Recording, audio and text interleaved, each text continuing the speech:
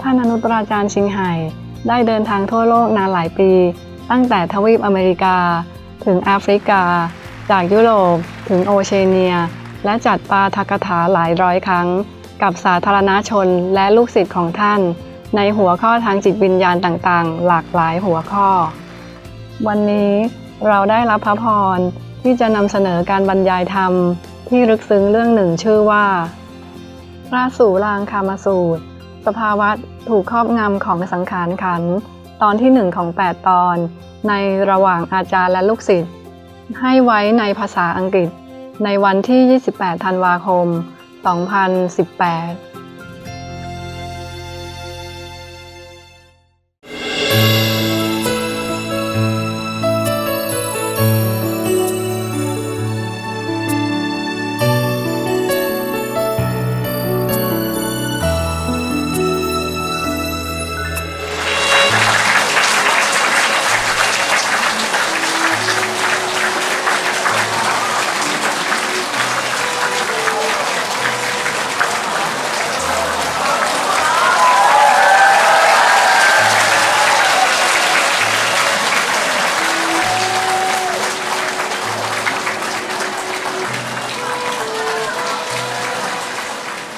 厨房呢？厨房人呢？哦 ，OK。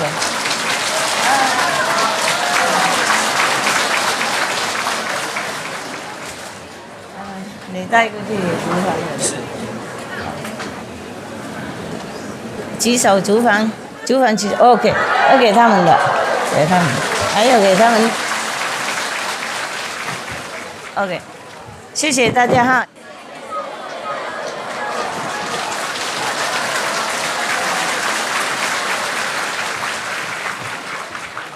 我要谢谢你们而已 ，OK？ 我要你们，Thank you 啦。我本来要你们坐最前面那里嘛，我一进来就马上就自己丢给你们，放给你们，好玩嘛。然后他们说你们在这里，我认为在前面，结果也是在后面，对不起了啊。好，没关系。我心还是一样感恩大家主访人员 ，OK 哈 ，Thank you。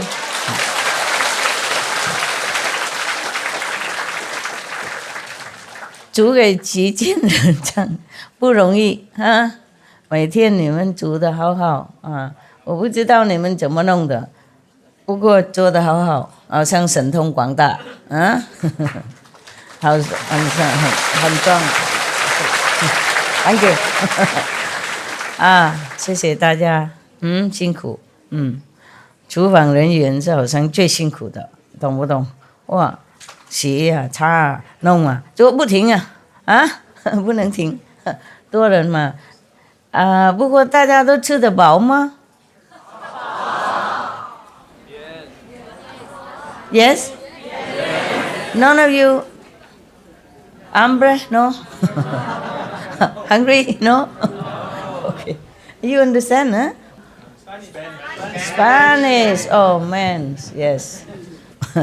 Lucky you all intelligent. Yeah. I just do hambre, you know everything. You understand what it means. All right. Yeah. I'm not sure if the system here is working well. I tell them to try their best. Okay? If not, then we just go to Sihu nearby, huh? It's in same province, yeah. Sihu is, you don't have this building, but you have a warm kind of tent, a big tent, and then you put your tent inside. Double warm. Yeah. Same with me. I have an inside tent and outside there also. I put some curtain, on the edge of the wherever, some structure. I cannot nail anything, some, but I cannot nail them all because they are iron. So what I do, I open a little door, and then I knot the how you say, the string. I knot it too big, and then I shut the door so and lock it. So the string from this side of the door, also the same side in the other door, and they hold it. There's no nail. I just put in between the door and the door frame, and then I close it. And then lucky I brought some of these pin stuff, the safety pin. I brought a lot of things, even my hammer, my screwdriver, my plier, and some nails, some hook. It just don't work here. And some string, and then I hang some curtain, so some piece of cloth that I found, because up there it's very windy. Yeah. Otherwise, when I'm inside the tent, it's okay. Just when I walk around, everything just flying, cups and box. So I just hang some curtain, just stop some wind. Yeah. But it doesn't really stop, so I push whatever table or chair, against the wall, and it hold the curtain somehow. And you gotta use your IQ, huh?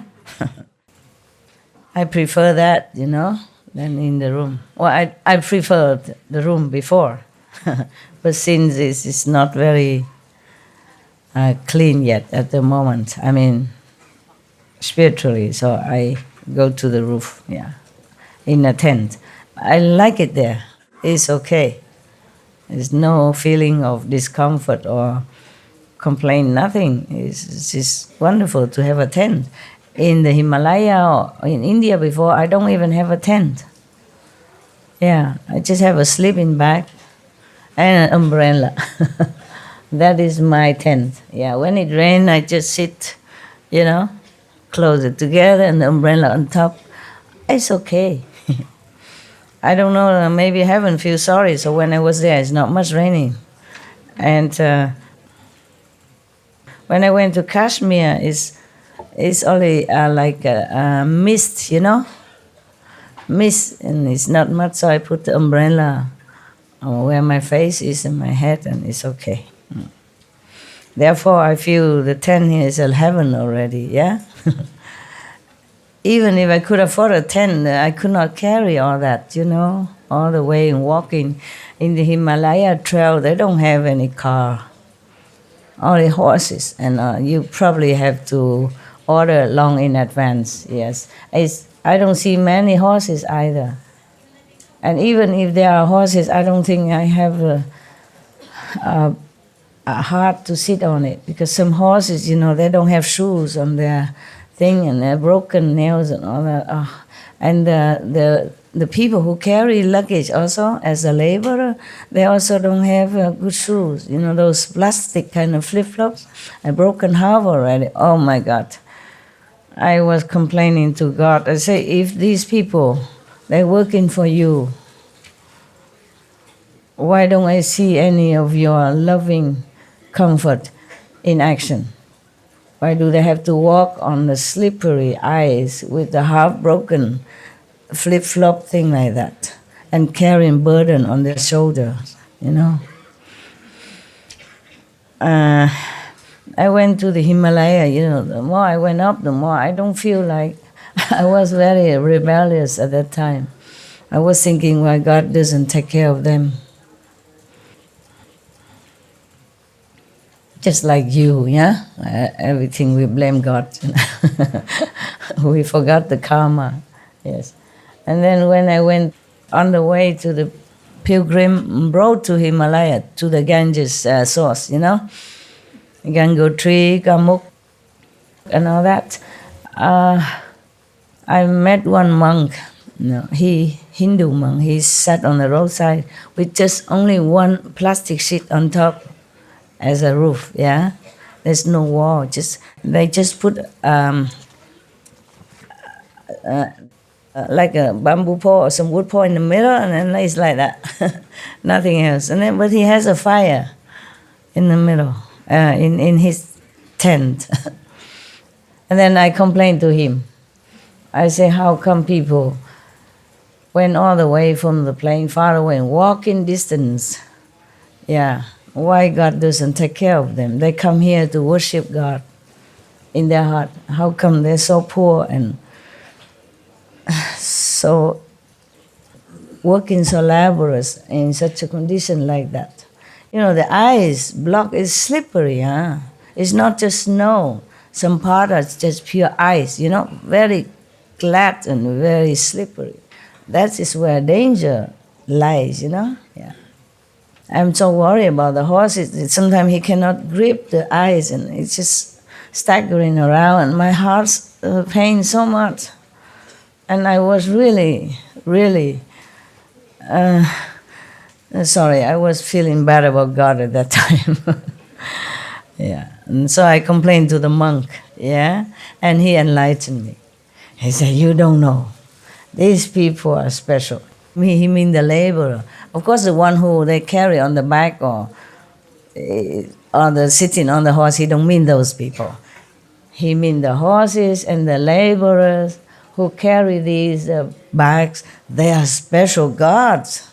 They came to help this pilgrim. Oh, he's so positive. I just have to say, oh, perhaps so. Maybe you're more enlightened than I am. Well, thank you. I feel better afterward. I apologize to God. I say, maybe I'm wrong. But it still pains me. Yeah. It still pains my heart. Whenever I see any suffering, no matter where and how and why, I always feel pain. Yes. It really gives me also physical heart pain, and not just talking about it, yeah? I'm just too sensitive for this world. I don't know how I survived all this time. And that was one of the reasons why I left home, yeah, because too many suffering on TV, yeah? And you can't just sit there and hold the husband's hands and watch all this news and feeling nothing. And that's the way I was, yeah? And then finally it sank into your heart and then you just don't want to enjoy that anymore. You just want to find something more substantial, more real, in order. If you could not help anyone, at least you understand why the world is so suffering. At that time, I did not understand why. I want to know why and how we can avoid it, okay? I did not think that maybe I could help anybody yet, but I really just want to search for something better than just sitting in front of TV, holding my husband's hand and, snatching some snacks and enjoying this and that, or even the news, yeah. That is the first ever reason why I wanted to leave home. Okay, well, I hope you guys are better today. I see less of this mask. Are you feeling better? Yes? 有没有翻译？好，今天什么都比较好。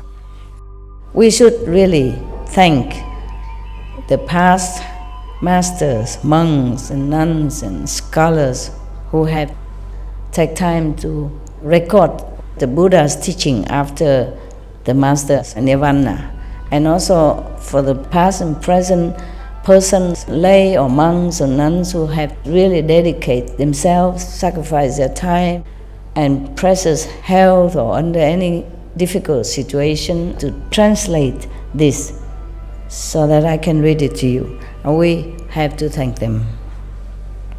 And may they be blessed forever by all the Buddhas, past, present, and future. May their merit be immense. May they be liberated forever. Thank you.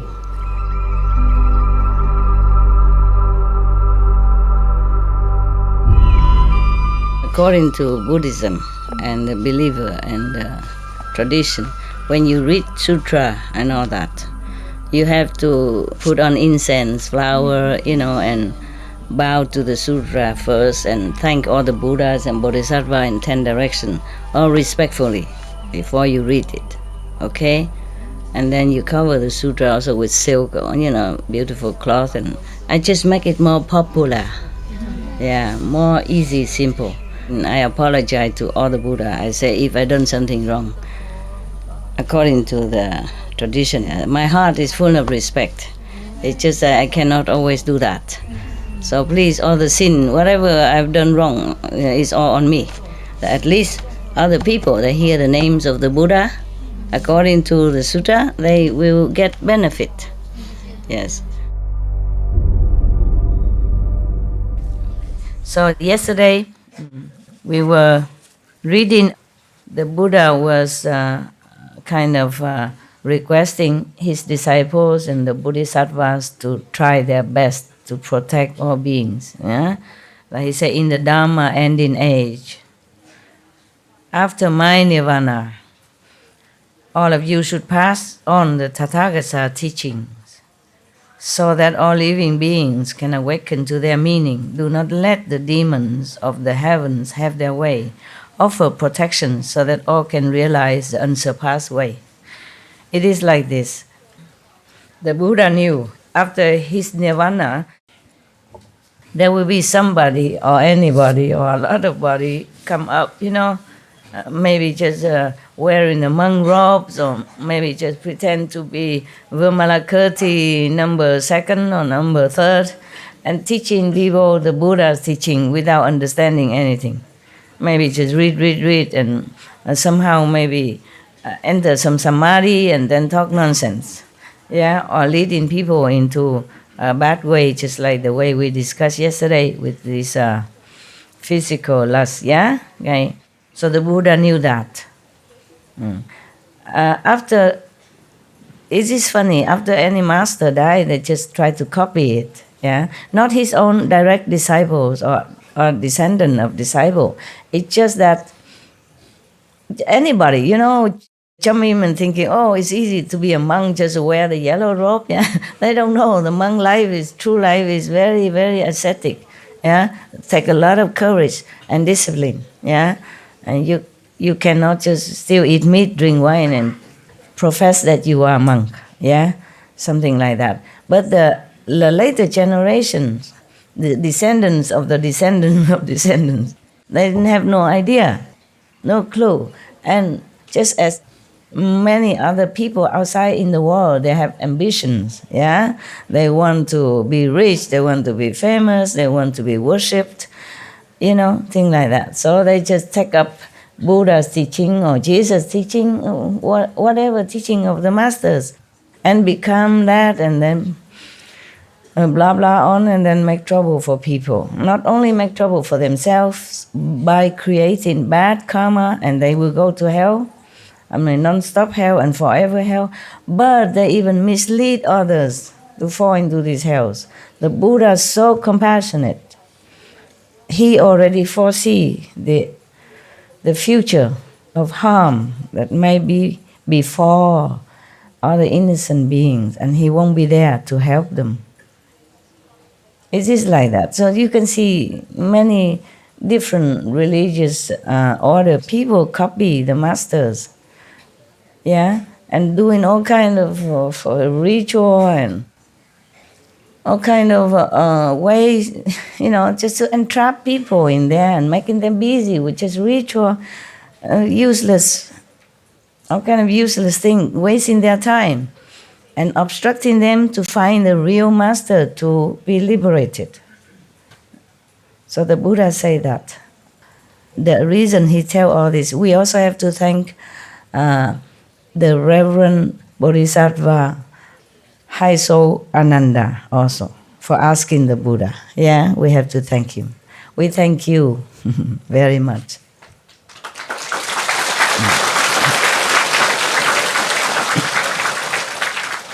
Many things the Buddha taught because Ananda asked. So he has a great compassion also. Yes. If Ananda did not ask, we would not have all this. Maybe Buddha did not think about it. And if Ananda did not ask on behalf of the mothers of Buddha, then we would not have any nuns, Buddhist nuns nowadays. Okay. Who knows, maybe one of the Buddha's nuns have become enlightened and continue teaching, a lot of other people there after Buddha's nirvana or during Buddha nirvana. There were some nuns who were very enlightened and have helped some of other who come afterward to be enlightened as well. If there was not that nun who explained all her own life and her experience to the newcomer, there wouldn't be so many other nuns who come and practice and know the Buddha's way. So it's very good. So Ananda is very great, great Bodhisattva, even though he played his humble role as a Buddha, and not know too much assistance, but he truly possessed the great love of the Bodhisattva, of a great saint. You should know, Buddha or Bodhisattva don't always appear great or sitting on a high chair to talk to people. They do many different ways to lead different sentient beings. Even the Buddha say you have to be even a butcher and prostitute so that you can do the same like them, so that you can befriend them, then you can tell them. Yeah. Maybe visibly, maybe invisibly. Huh? Oh my God. There's no end to what the Bodhisattva and the Buddha is doing. And then the sentient beings is still so blind and groveling in darkness. Isn't that frustrating? All because of Maya. Maya. It's too much test to pass. And not many can pass. That is the problem. If you can pass, okay, but look like, so difficult. Some people meditate by themselves or enlighten themselves and they become particular Buddha, they enlighten alone by themselves. But that was because they have past life seed of enlightenment already. But some people, anyone just jump in and meditate and read in the Buddha Sutra and proclaim that he is already a saint. And this is a thing very, very dangerous to many people. Not just to himself, but to many people. So be careful what you say, huh? Okay. Don't tell me anymore that you're 7, 6, 8 level and all that nonsense. All I hope is that you're liberated. Listen to me and don't do anything wrong so that I can fish you up quick. That's all I hope for, really. I don't expect any of you become anything big. If you can, wow, I'll be very proud and happy, but I don't dare to expect a lot, okay? Just meditate, be good.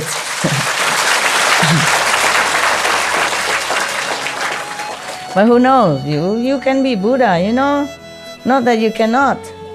Just I don't dare to expect less that I will be very disappointed, and then boost your ego as well, and that is a thing I want to avoid, okay?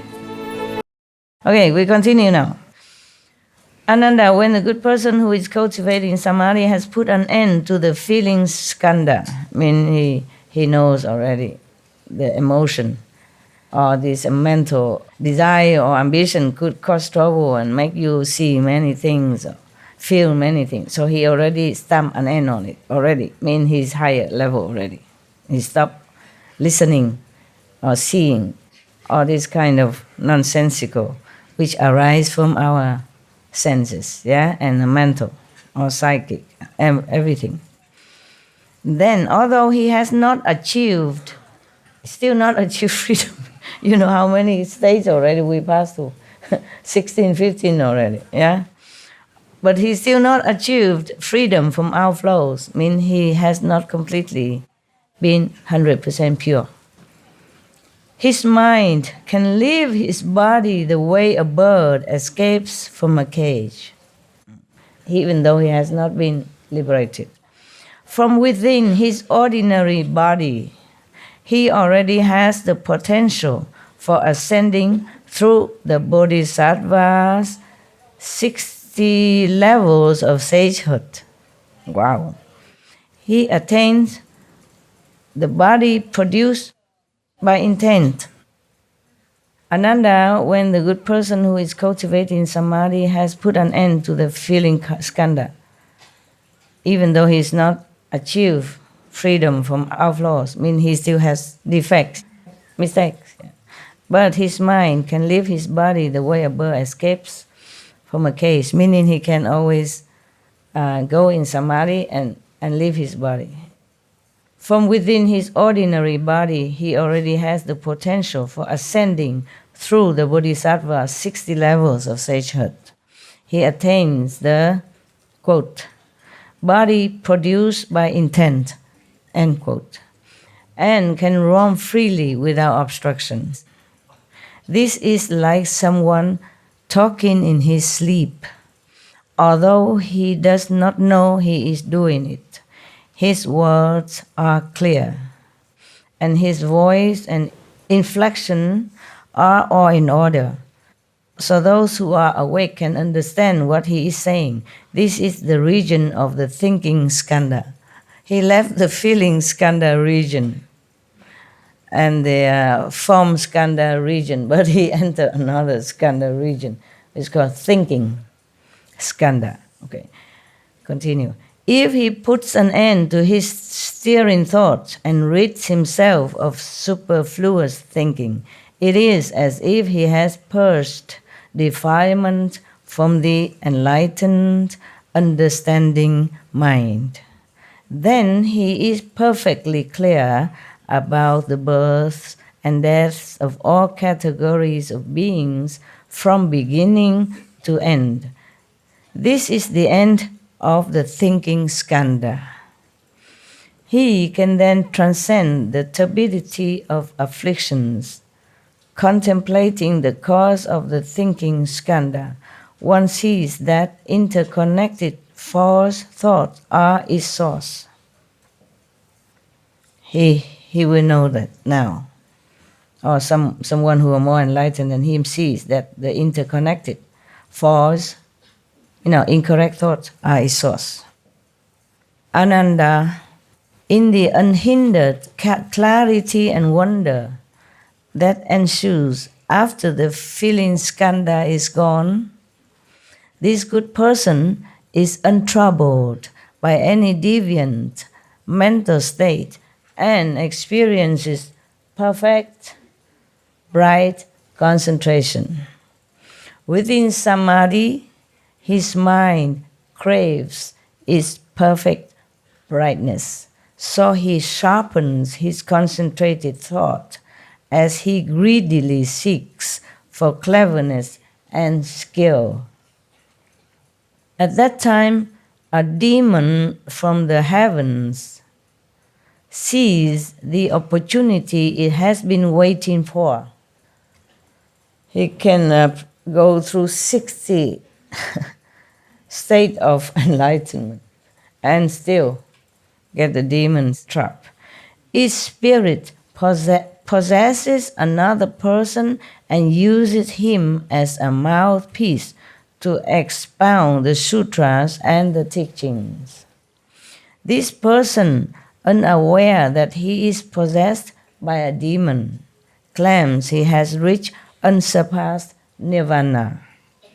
When he comes to see that good person who seeks cleverness and skill, he arranges a seat and explains the teachings.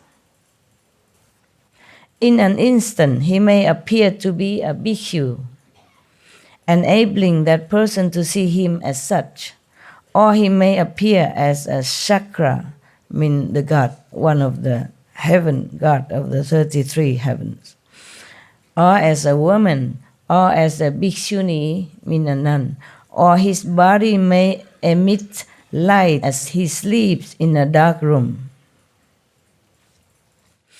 Okay, so this is not the person who is just practicing, but the demon possessed somebody else and then appear to this cultivator in meditation or normally, and then appear like he's a bodhisattva or monks and nuns, and so telling him things, yes? Because this one, the ghost or the demon, of course, has some power. So when he sleeps, he even emits lights and all that. So other people would think, wow, must be a saint. It happened. Yeah, some people have that before. Before here, not here. In Taiwan, yes. Somebody sleep and don't have electricity, but then the room is brightened. Yeah. The good person, meaning the one that has been seeking cleverness and skill, while meditating, the good person is beguiled and fooled into thinking that the other is a bodhisattva, the one who emits light when asleep in dark room. He believes the other's teachings and his mind is swayed.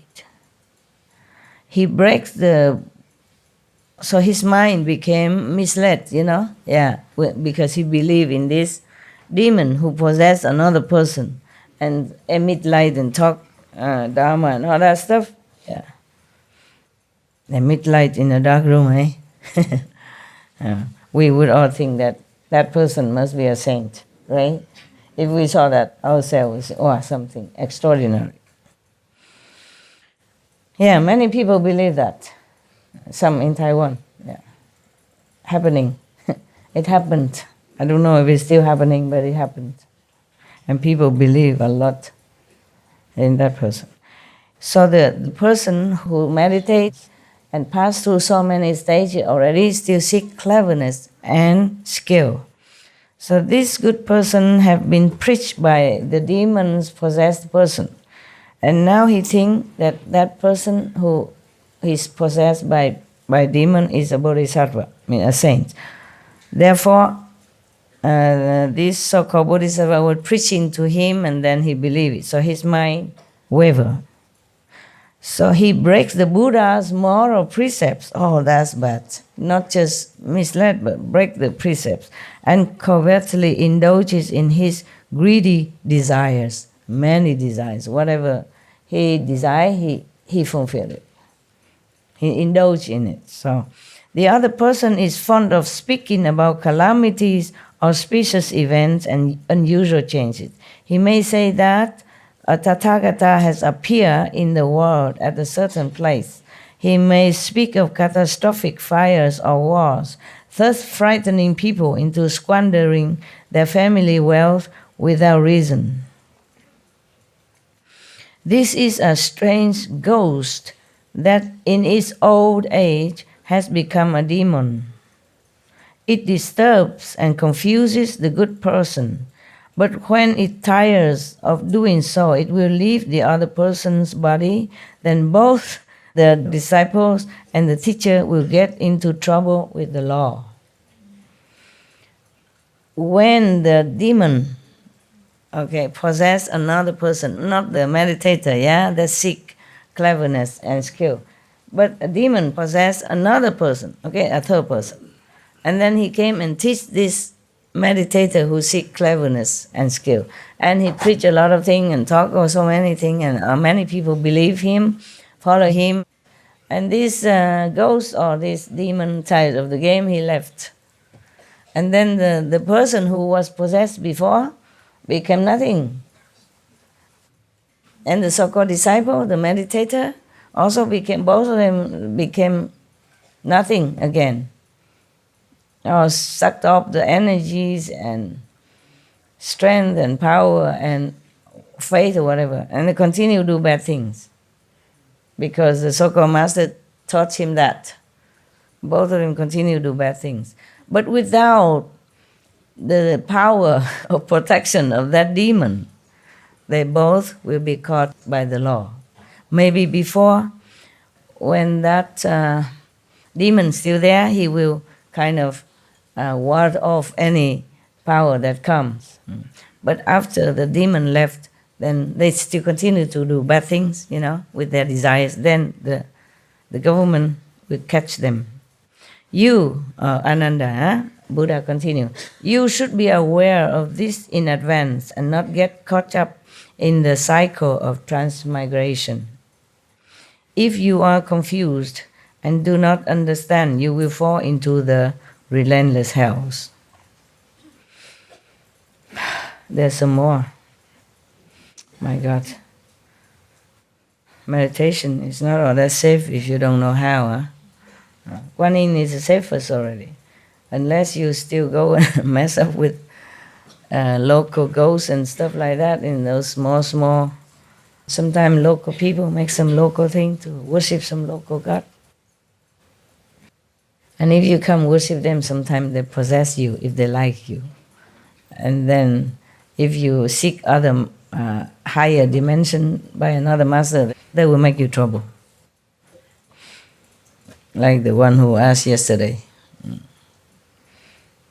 In case you have that trouble, in case you have come and worship some lower god, some deity somewhere, and they possess you, then just say that I'm a disciple of Supreme Master Ching Hai. If you leave me alone, she might be able to help you to elevate your status. If you continue to harm me, then even if I'm harmed, you will not be any good. Yeah? So you leave me alone and I practice. I can share some of the merit with you. And I might pray to my master to help you, okay? Then they will stop giving you headaches. Do not despise them or anything. Just say thank you for helping me all this time, or being with me somehow. Help me in any small way, but I want to study with Master Ching Hai. Yeah? Just leave me alone and you'll be benefited. Better than harming me. So further, Ananda, the Buddha say, in the unhindered clarity and wonder that ensues after the feeling skandha is gone, this good person is untroubled by any deviant mental state and experiences perfect, bright concentration. Within samadhi, his mind craves to roam about, so he lets his subtle thoughts fly out as he greedily seeks for adventure. Still have ambition, still have not stopped. At that time, a demon from the heavens sees the opportunity it has been waiting for. Its spirit possesses another person and uses him as a mouthpiece to expound the sutras and explain the teachings. Of course, he cannot explain well. It's just because somebody don't understand, don't know. So whatever, stalking will do. The evidence abounds. Yeah, you can see everywhere people go and preach and talk, repeat the sutra, repeating the Bibles or any others of past master teachings. Even though they don't understand or they just explain nonsense, a lot of people come and follow, offering all kind of possession, money, and worshiping them. You can see it, all over the world. Jesus also warned us that beware of the wolf in the lamb's clothing. So the person who has been possessed, of course he doesn't know, He's been blindfolded and seduced or bewitched by the power of the demon from heavens. From heavens, mind you, very powerful, okay? Not just a normal demon from your local little memorial place outside in the corner of the street. No, from heavens.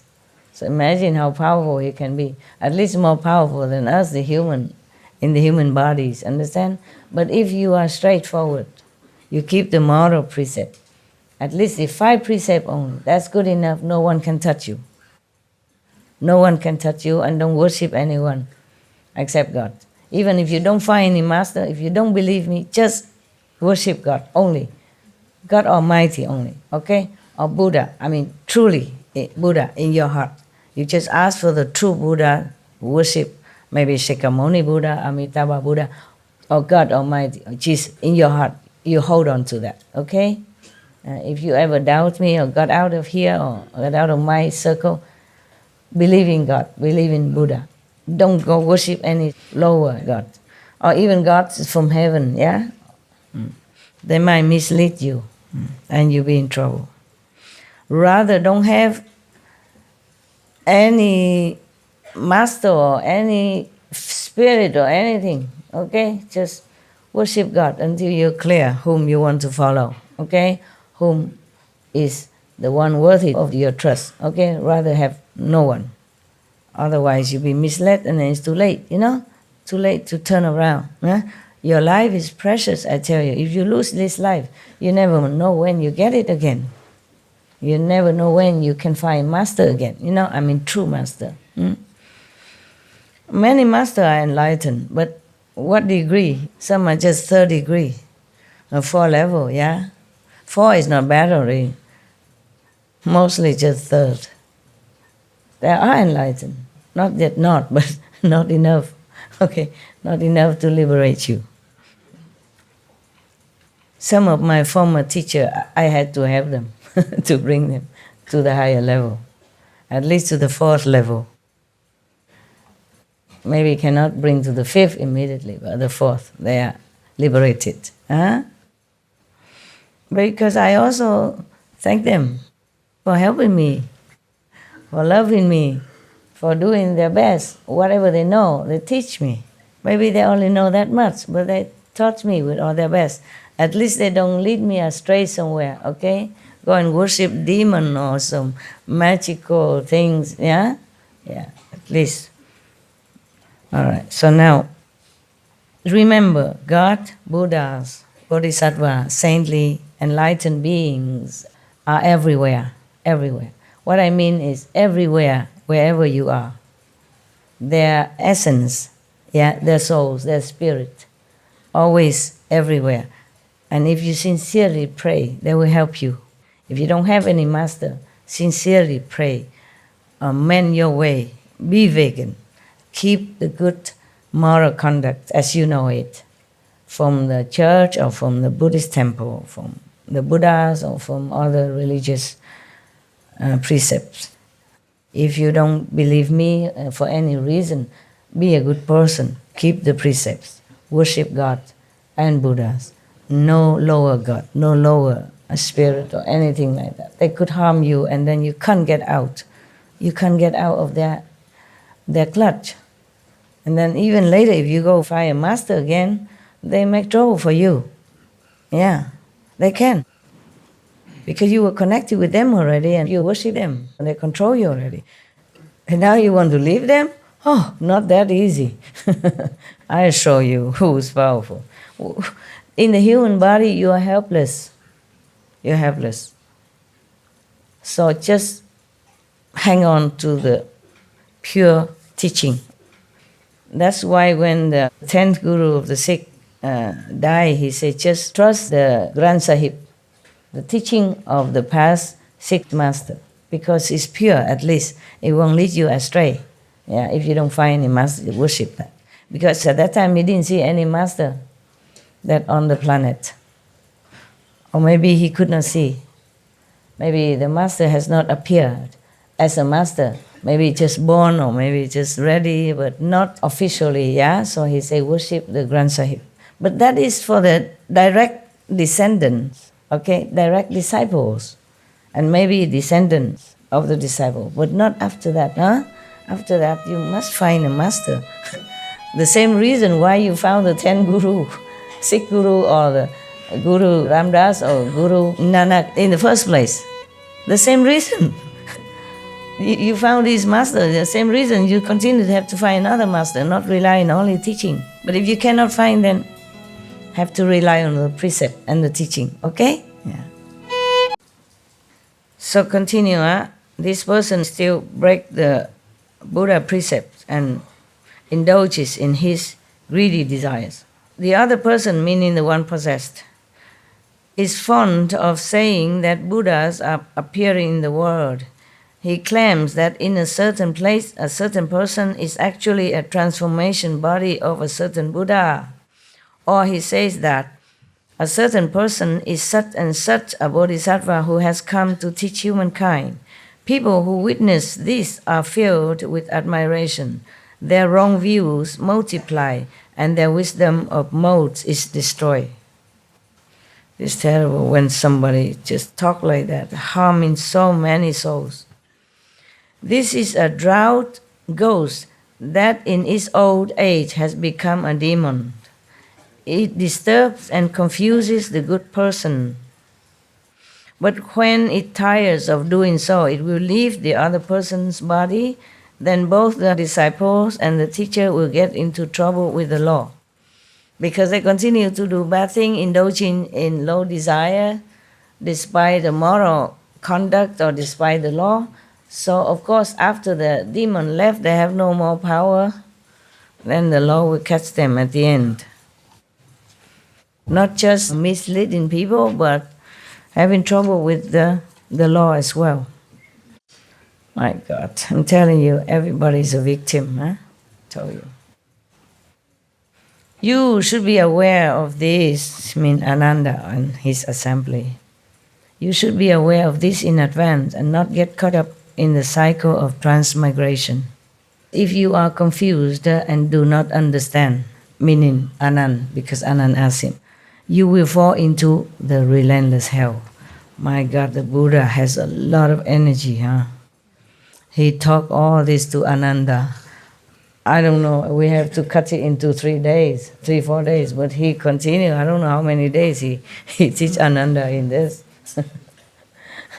I'm not sure if he teach Ananda in the physical world or he teach in the astral realm, and then when Ananda come back, he wrote it down or tell people. How can a physical Buddha teach so much? Look here. And I cut some of the 20 pages mantra already. It's no use to you. You can't repeat all that. Okay? And still continue, huh? Maybe he just said, okay, let's take a rest and have lunch and go back tomorrow, no? Because he has to go out and take alms, no? It could be maybe in the rainy day, rainy retreat. The Buddha has time every day, all day, to teach them and not go out for alms. In the monsoon season, it rains a lot. The Buddha don't let the monks go out to beg for food. But at that time, he already had a lot of disciples, so they bring food and necessity to them instead. I guess that's what it is.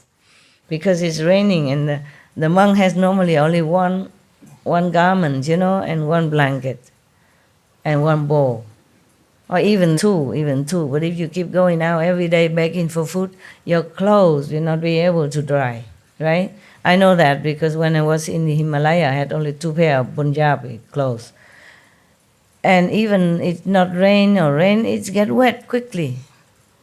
And I'm so clean, and habit dies hard, In my own life, anywhere, I wash my clothes clean. If any speck on it, any spot on it, I cannot bear. I wash right away, yeah. So in the Himalaya, sometimes it rains or sometimes no rain, but because the snow melted, and I walk all the time, and the mud spraying from my feet or from somebody else walking next to me, or from horses' feet, and spray on my white Punjabi. I wear white, 2 pair of white, cheap cotton. And then at evening when everybody cannot walk no more because they have to stop to eat or something, I don't remember how I eat my food there. I don't remember if I ever eat. How did we do that? I can't remember eating. Okay, never mind. But everyone else, who went to pilgrim, somehow they find food. I can't remember how. Nobody cooked there. And then we go and stay in some mud house, mud floor and all that. But my clothes have some black spots from the mud. And I wash. And then it won't dry. And I wear another one. But that works only the first day, huh? The second, the third day, the clothes always wet. And I just wear it. I wear it wet.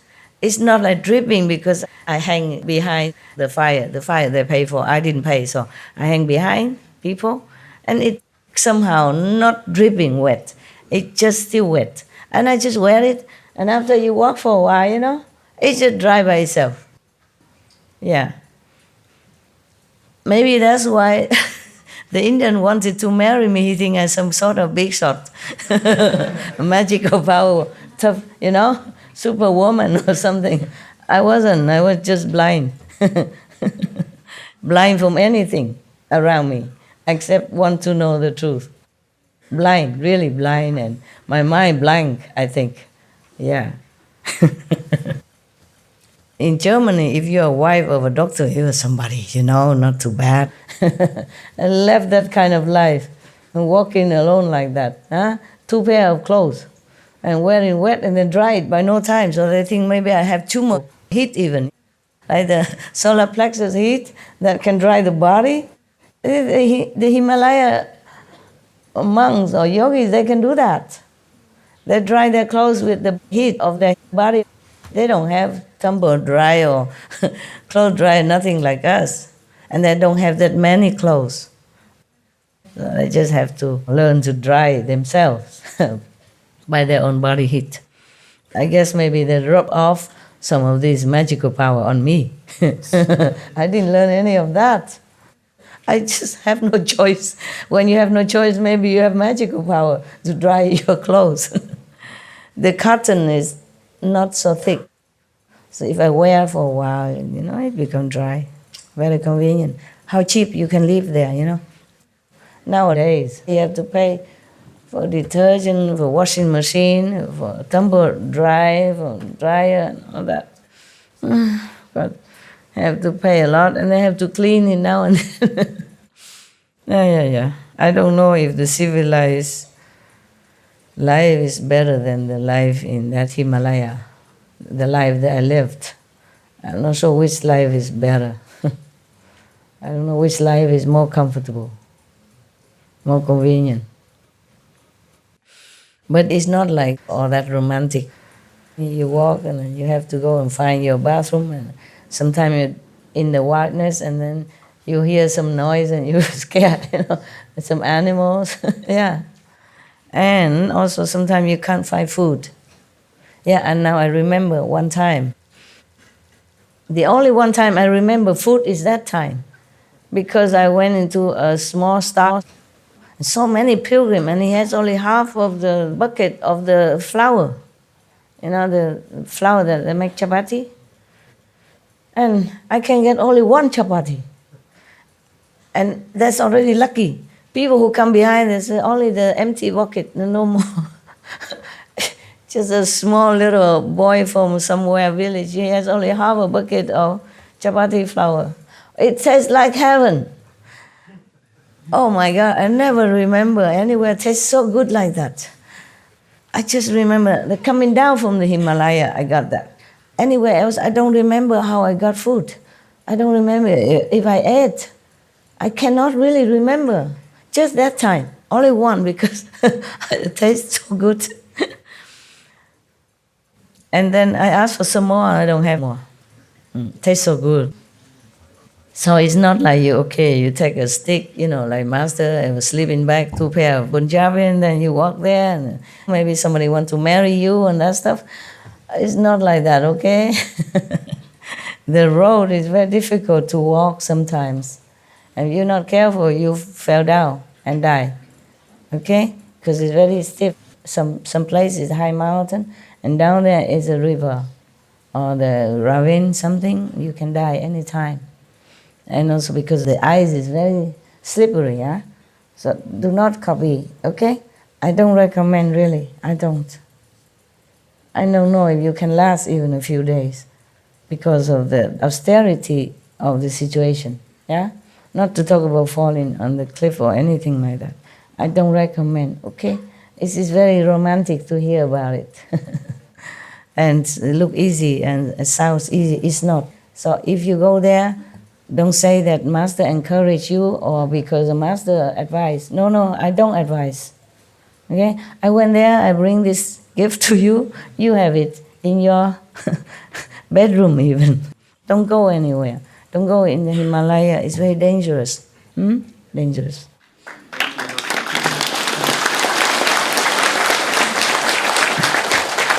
If you don't believe me, you ask this Indian brother if all the Indian think is a dangerous place or not. You tell them, brother. You tell them. That is the reason I took the shortcut. A shortcut, okay. Yeah. You tell them detail about the Indian, how do they think if You don't know where you're going and you don't know which guru to follow, you don't know which guru to find, and there is no road, nothing.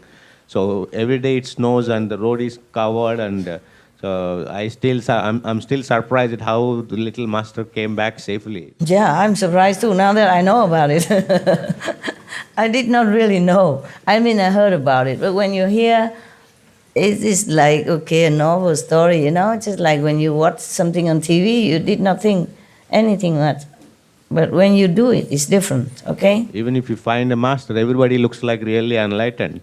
But You cannot figure out the difference. It's true. Many so-called monks or other masters just come tell me, I am the guru.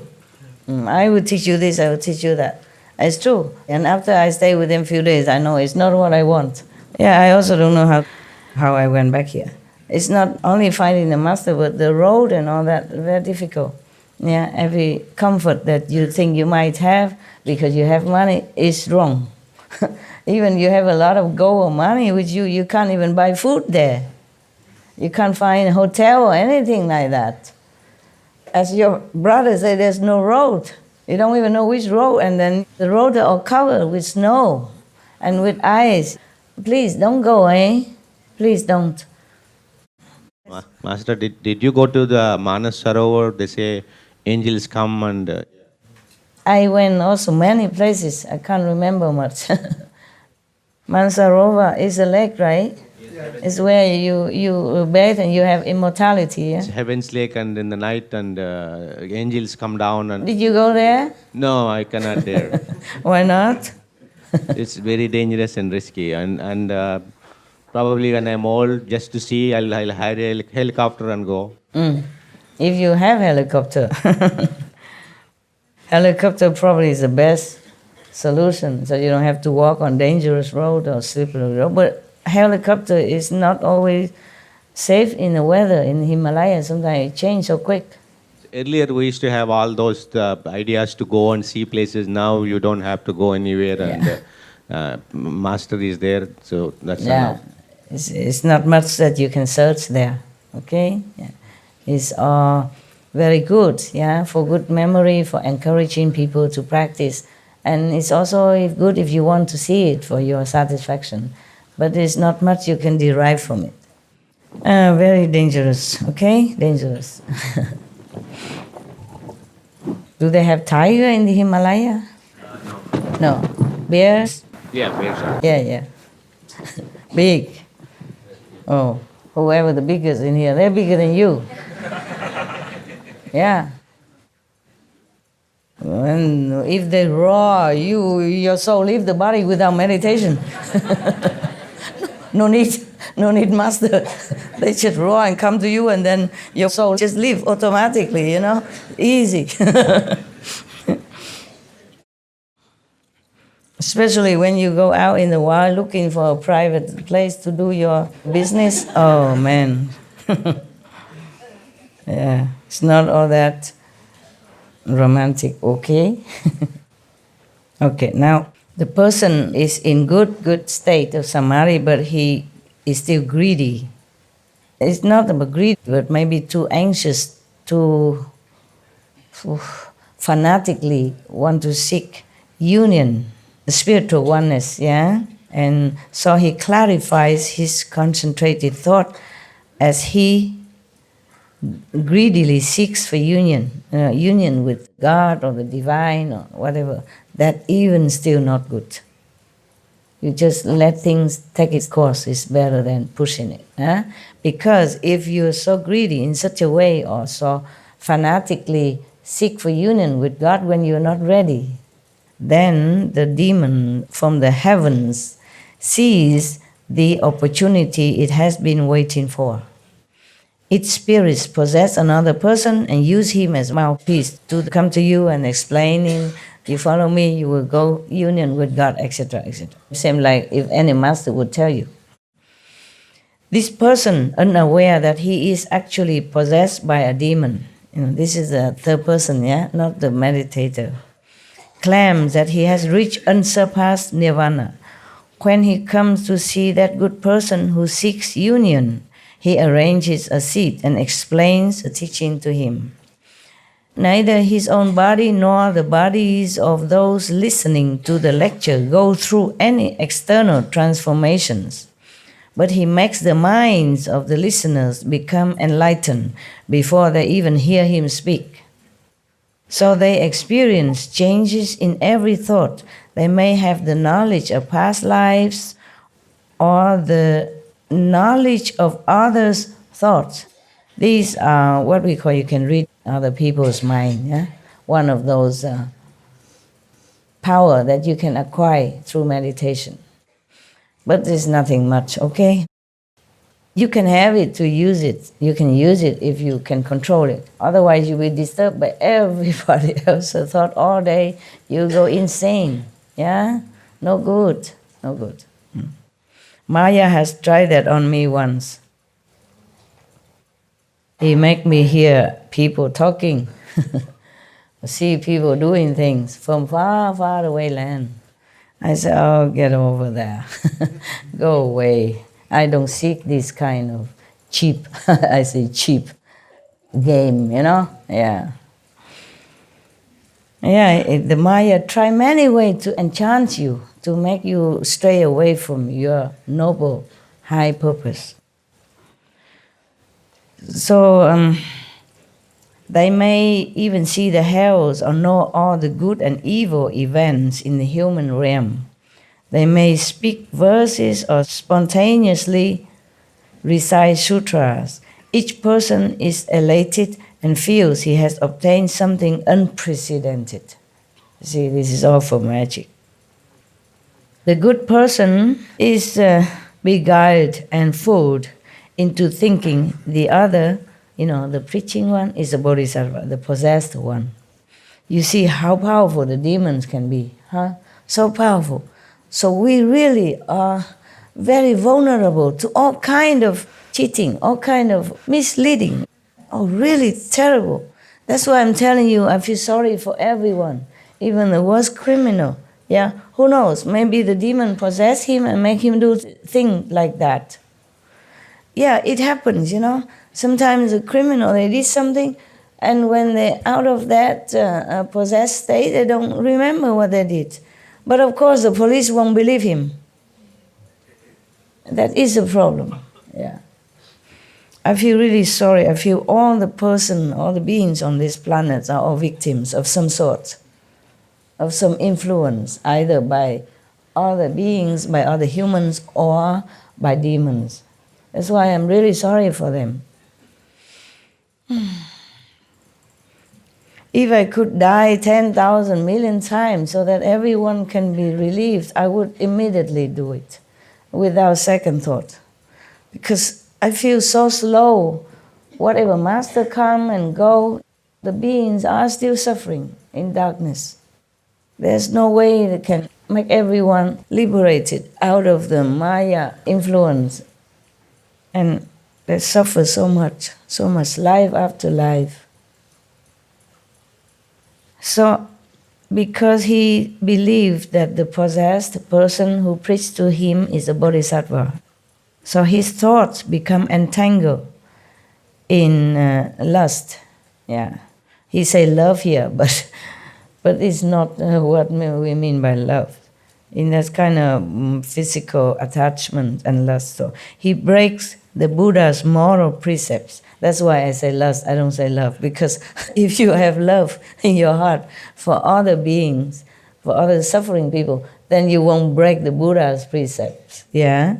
And you don't covertly indulge in your greedy desires, as the Buddha described here of the meditator who went astray. But my God, is not his fault. He just have false thinking, false concept for a moment or two, or maybe even constantly. But he did not intend to harm anyone, and the demons still can possess him. It depends on how you... It's not like, okay, you want to become Buddha or you want to be one with God, then all the demons will come make trouble for you. It's not like that. It depends on why you want it, how you want it. Otherwise, the Buddha also wanted to become Buddha. But the demon also came to him and he told them, get lost. Just like Jesus meditate in the desert, demon also come to him and offer him the whole world. And he said, get behind me, go away. So imagine, Imagine normal people, how much would they be like seduced into doing wrong thing or in the wrong concept? That's why I told you I feel sorry for everyone. It's all victims. Once you came to this physical world, you are vulnerable to all kinds of attacks, all kinds. Not just physical, mental, psychic, emotional, but even spiritual attack. So he is fond of saying, same to other ghosts before him. The possessed person is fond of saying that there are greater Buddhas and lesser Buddhas, earlier Buddhas and later Buddhas, that among them are true Buddhas and false Buddhas, male Buddhas and female Buddhas, and no such thing as male and female Buddhas. Unless the Buddha descend into this physical world, there's nothing as female and male in the Buddha's realm. And that the same is true of bodhisattvas. When people witness this, their initial resolve is washed away and they easily get carried away with their wrong understanding. Meaning, when people come to this ghost possessed person, they came with good intention, pure desire to know God, to know the Buddha, yeah. But then after they hear him talk, even though he talk about Buddhas and all that, but he diluted their resolve, their pure intention in the beginning. So instead of encourage them, the listeners, followers, to continue with their noble resolve when they start, their preaching, so-called preaching of the Buddhas and all that, have the opposite effect. This is a problem, you see? So at least you can know the wrong from the right, huh? If somebody preaches to you, and you certainly feel like, oh, I don't care about precept, or there are better Buddha somewhere, in heaven, I should seek for that instead of worrying about Shakyamuni Buddha or Guanyin Bodhisattva, etc., or God. So instead of making the people have more firm belief in their belief, like believe in God, believe in Jesus, believe in Buddha, they just dilute their belief and make them feel more confused, thinking the Buddha is not too good, Jesus is nothing, etc., etc., and they lost their faith, okay? So that means this is a fake master, in any case. If they make you doubt God or the past great masters, then no good, okay? No good. This is a male ghost that in its old age has become demon. It disturbs and confuses the good person, but when it tires of doing so, it will leave the other person's body, then both the disciples and teacher will get into trouble with the law. It's similar to the above cases. You should be aware of this, Ananda and other monks, should be aware of this in advance and not get caught up in the cycle of transmigration. If you are confused and do not understand, you will fall into the relentless hells. Oh man, so many hells. Oh. Further, in the unhindered clarity and wonder that ensues after the feeling skandha is gone, meaning after the feeling skandha disappear from this practitioner, there could be many states like this happening to him, because at that time his mind is very clear, is on a high level elevation of enlightenment. But this and that could happen to him due to his mind still not clean, still have ambition, still have desire. Yeah. Sorry, I forgot to drink tea. I don't have any tea in my house. I wanted to have one. They give me so many teas. Not that they don't give, it's just sleeping tea, relaxing tea, night-night tea, calm night, no worry tea. Oh, yeah. And then, of course, if I drink that, I say, okay, all of you, take care of yourself. You have no problem. Yeah. And the CP do what they want, okay too. Yeah. Be happy, no worry, go lucky, right? I want to find the tea that keeps me awake a little while. I normally don't drink tea or coffee, very rarely, yeah? Except when I was in India, I was constantly hungry. So mostly the tea is always available, And then you can dip some, what is that then? Huh? Tea what? Tea biscuits. No, I don't even have biscuits. You're lucky. Yeah. I have some instant noodle. No, instant noodle. I soak in it. And then, it calms the stomach. No need calm tea. The instant noodle in that tea, even black tea, calm my stomach right away. Oh, man. I'm coming here to work and they give me only this calm tea, relaxing tea, good night tea, night tea, no worry tea. Oh man, you see my cupboard full of these kind of teas.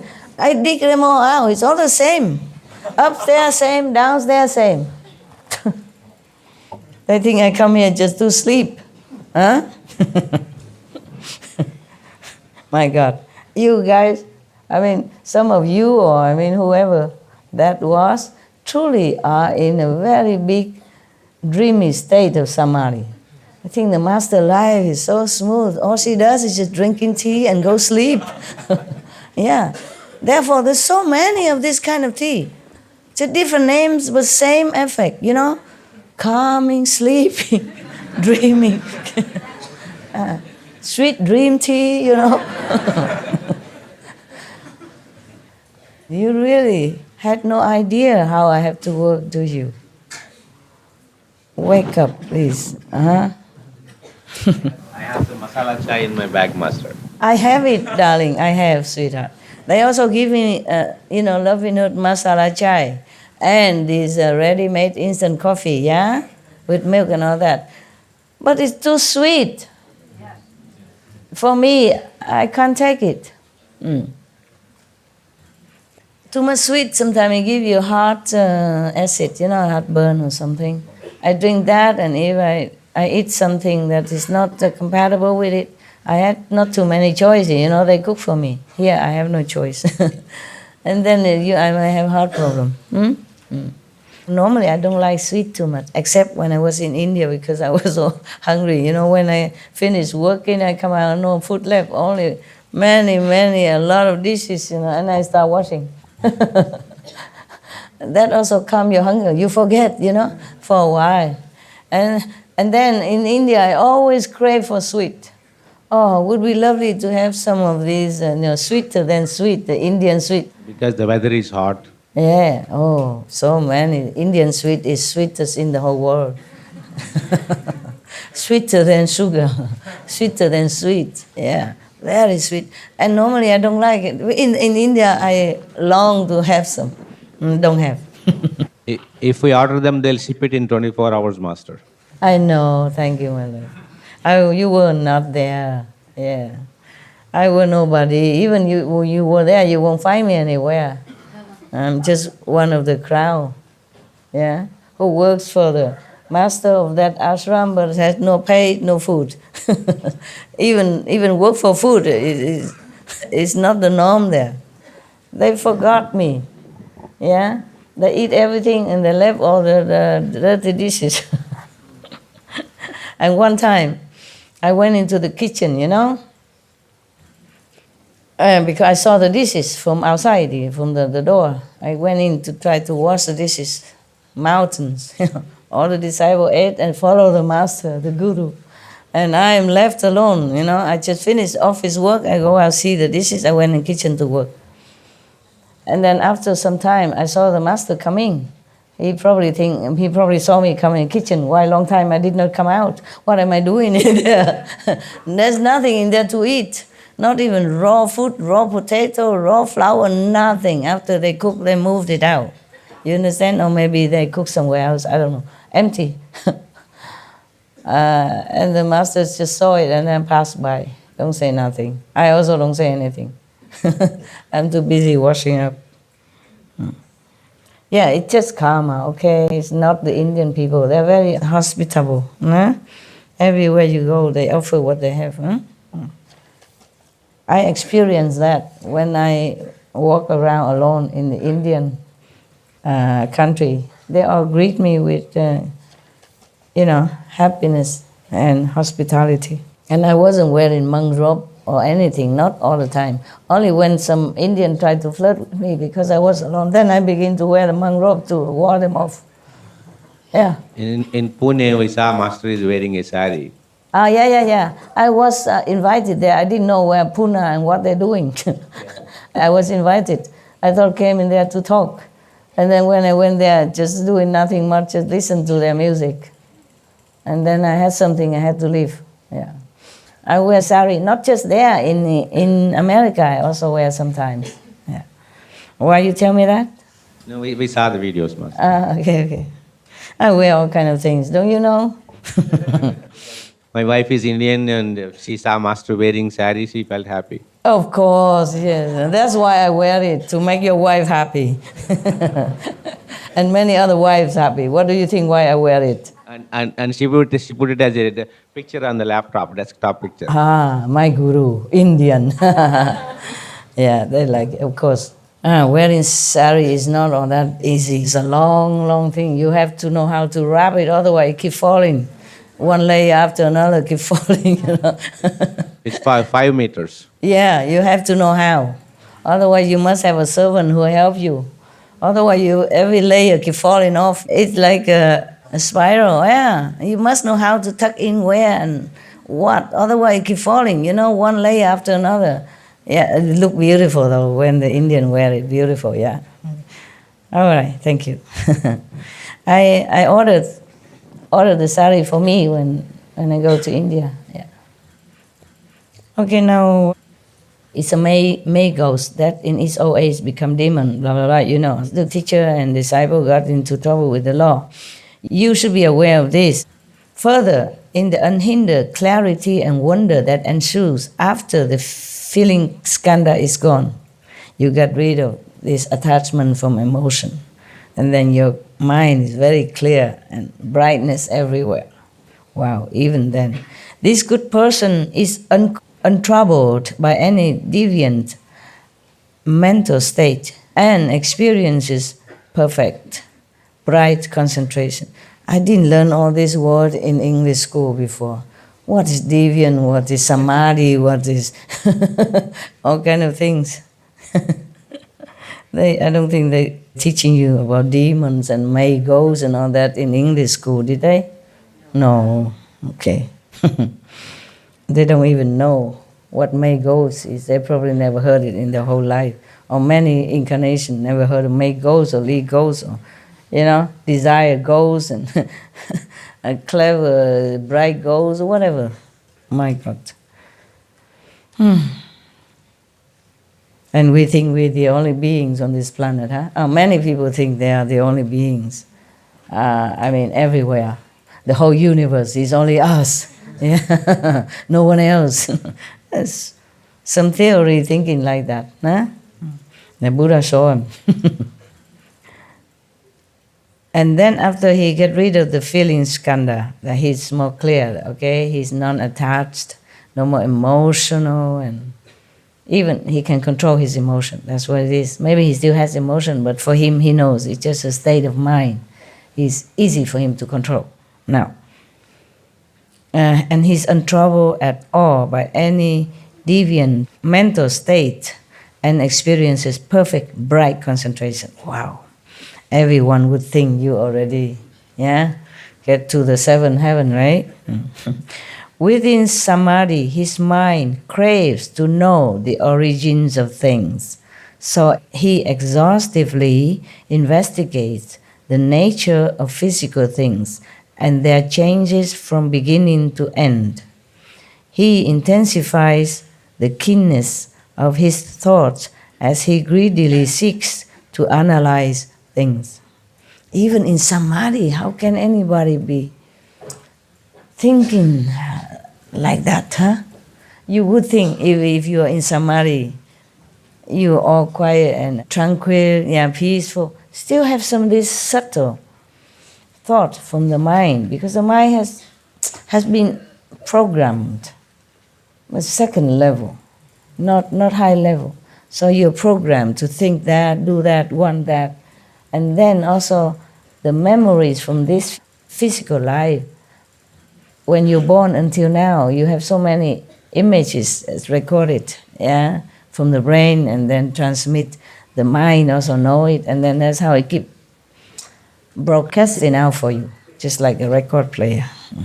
So At that time, when he was greedily seeks to analyze things, because when you want to analyze things, that means you're still in this kind of intellectual trap, of thinking what's right, what's wrong, where, why, how, what, yeah, and all that. So you're not truly enter into the deep state of reunion with God. That's why the ghost can come. Now, at that time, a demon from the heavens sees the opportunity it has been waiting for. Its spirit possesses another person and uses him as a mouthpiece to expound the sutras and explain the teachings.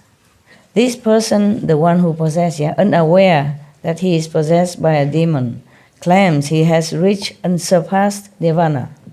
When he comes to see that good person who seeks to know the origin of things, he arranges a seat and explains the teachings, maybe the Buddha's teaching or any other master teaching. His body has an awesome spiritual quality which subdues the seeker. Oh, the poor seeker is too weak for him. He has awesome power, oppress him, so he cannot even think anything, because he's so eager to seek knowledge of the origin of all things. Yeah, and then he himself being cheated by this demon. He makes the mind, the possessed person, makes the minds of those gathered beside his seat spontaneously compliant. Yeah, compliant, meaning they just so subdued in their mind that they have nothing against him at all, cannot, not even rise in a doubt or a thought or even a little suspicion, nothing, all spontaneous compliant. Imagine the demon's power. If the Buddha were to use that, and he subdued the whole world already, no need anybody else to come behind him. You see, that's the difference between a Buddha and a demon. The demon, he uses power just to control people. The Buddha, he has to use reason. Yeah, if he used his power at all, it's because that person need it. Maybe need to heal at that time, need to be awakened from some trouble, like Ananda, for example, and to use it to help his disciple, yeah, in time of need, yeah. Otherwise, if the Buddha used all his power just to bless this person, control that person, then the whole India at that time would kneel at his feet already. No need me to sit here and repeat after him. Understand? So Buddha don't use this kind of power. Jesus did not. That's why they still can doubt him, slander him, and even kill him. You got that? That is a difference. The master like Jesus or Buddha, they are mighty, mighty, mighty. They have to be humble, to be born like a human beings, and just use reason. Use logic to tell people that this is logical, this is reasonable, you should listen. And then they listen, they believe. Then the Buddha transmit more insight power to them, give them initiation, awaken their Buddha power, awaken their own ability and enlightenment inside. Imagine a Buddha who has been practicing eons like that, so much power, and still has to humbly be just like a normal person and let other people even doubt him, slander him, and want to assassinate him. Jesus is the same. That is the difference between black magic, demonic power, and the true power of love. People might feel love and they're drawn to him, to the Buddha, to Jesus, or feel in his benevolence, or feel in his brilliant logic, reasoning talk, then they come. But not magic power, blinding people and controlling people's mind, which they're completely just compliant like that. Then you know, okay? You know, you can't resist and you feel like you're powerless. Even though maybe you think you should get out of there or You think this master may be not what you want, but you can't get out. Like you're bounded there. Then you should know it's no, no, no. Huh? No, no. So these people who gather around this practitioner, listening to the demon-possessed person, feel helplessly subdued. Just like that, sitting there. Can't even think or doing anything anymore. He says, the demon-possessed person says to all those people that the Buddha's nirvana, Bodhi and Dhamma body are there before them in the form of his own physical body. He proclaimed, the demon-possessed person proclaimed that the Buddha, is him. Proclaimed like that. He says, the successive begetting of fathers and sons from generation to generation is itself the Dhamma body, which is permanent and never-ending. It sounds good, though. Huh? It sounds correct. It's just not a correct Buddha. So what you see right now are those very Buddha's lands. They make them see some hallucination. Yeah. There are no other pure dwellings or golden features. I mean, whatever the Buddha say or the Buddha land are no. Just his, whatever he make them see now is the Buddha's land. Those people believe and accept his words, forgetting their initial resolve, forget their faith, forget what they really wanted to do. They offer up their lives even, my God, feeling they have obtained something unprecedented. They are all beguiled and confused into thinking he is a bodhisattva. As they pursue his ideas, they break the Buddha's moral precepts and covertly indulge their greedy desires. He is fond of saying that the eyes, ears, nose, and tongue are the pure land. Oh God, how can that be? And that the male and the female organs are the true place of Bodhi. Oh God. And nirvana. Oh God. Ignorant people believe these filthy words. Probably some misled tantric teacher, huh? This is a poisonous ghost or an evil paralysis ghost that in its old age has become a demon. It disturbs and confuses the good person, but when it tires of doing so, it will leave the other person's body. Then both the disciple, so-called disciples, and the teacher will get into trouble with the law, as usual. Procrastinating physical pleasure, sexual conduct, all that stuff. My God. But a lot of people believe it. Evidence told you, yeah, right? Historical evidence show it to you somewhere, in some other country. All right. The Buddha say that, they get into trouble with the law. And then the Buddha say, you should be aware of this in advance and not get caught up in the cycle of transmigration. If you are confused and do not understand, you will fall into the relentless hell. Further, in this unhindered clarity even and wonder that ensues after the feeling skandha is gone, this good person is untroubled by any deviant mental state and experiences perfect, bright concentration. Wow. We would think that's the end, huh? Perfect, bright concentration. And within the samadhi even, his mind craves revelations from afar. So he pours all his energy into this intense investigation as he greedily seeks for imperceptible spiritual responses. Oh man, just that even. And can be cheated by demons. At that time, a demon from the heavens sees the opportunity it has been waiting for. Its spirit possesses another person and uses him as a mouthpiece to expound the sutra and the teaching. And this person, of course, doesn't know he's possessed and claims he has reached the unsurpassed nirvana, just the same like the other ghosts.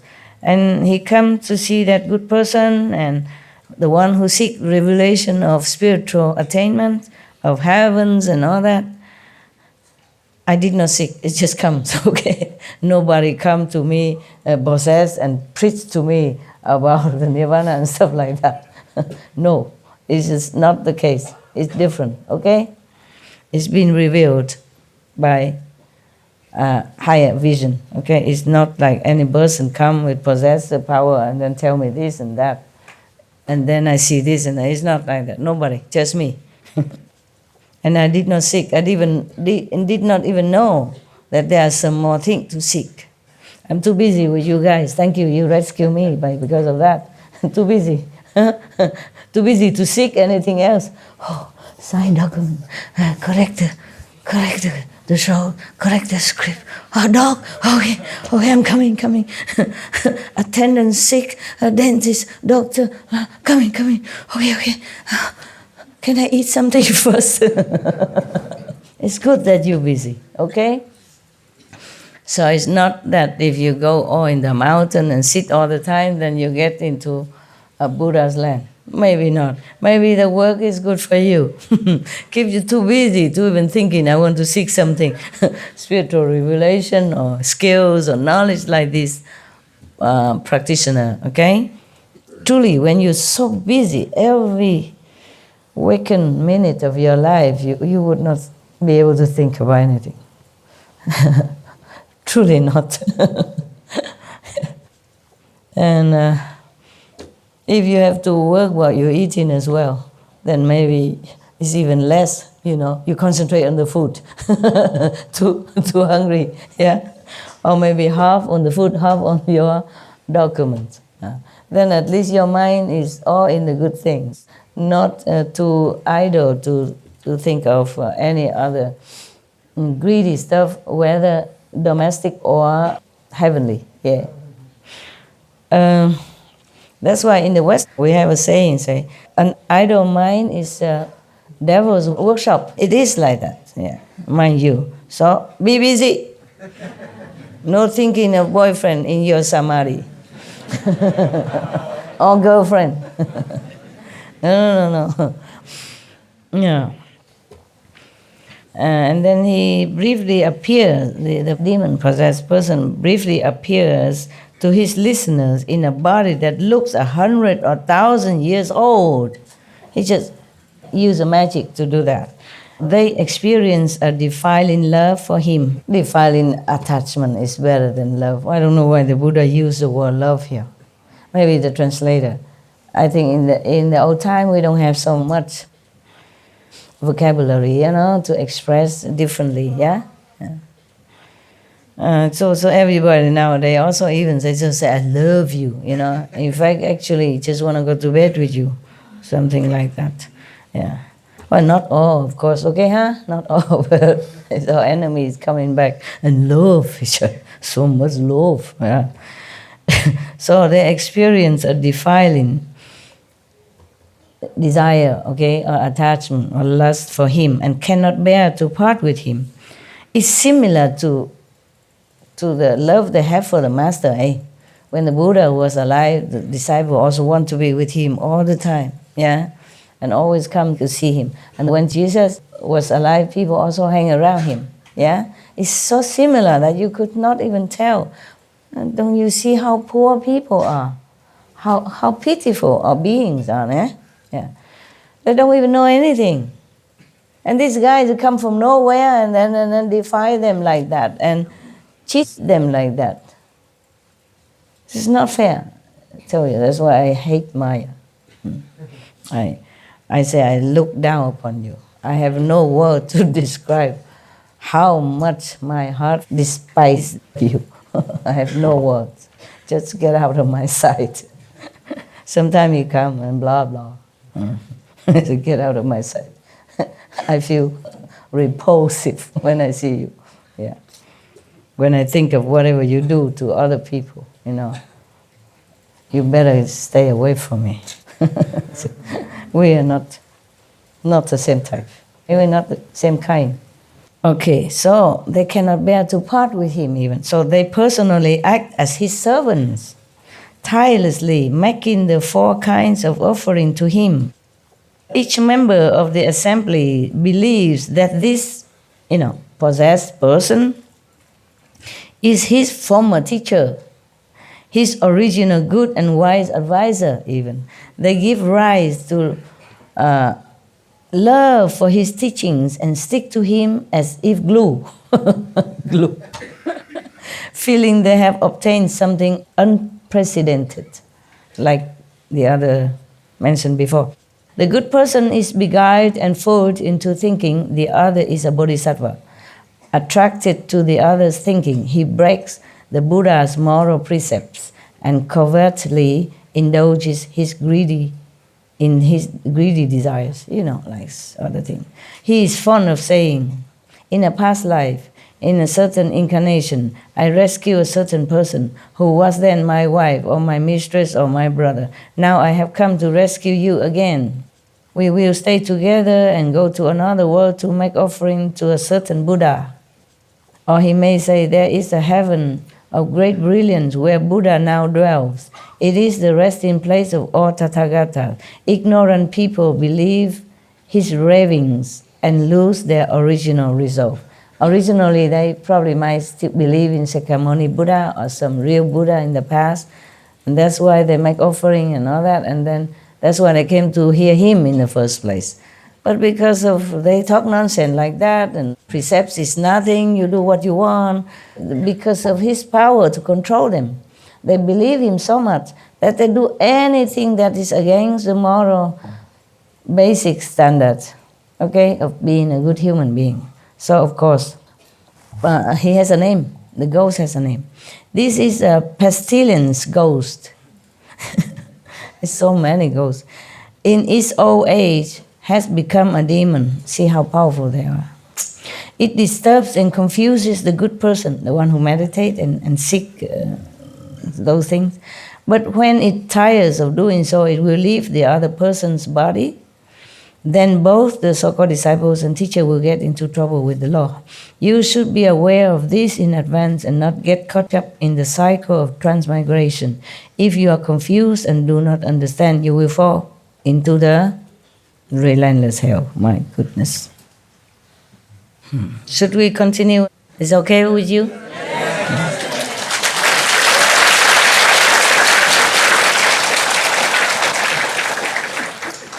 How come you like to hear about demons so much? Huh? You love to avoid them. Okay, good. Thank you. Knowing us and knowing others are the way to win, the way for victory. If you just know yourself and you don't know others, your opponent, then you will lose. Huh? That's good. That's what we say in Vietnam.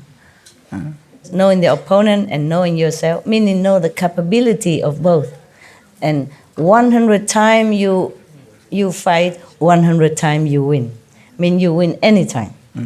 It's good that we know our opponents, yeah? It's not a monk who sits there, Buddhist, Tibetan monk, no?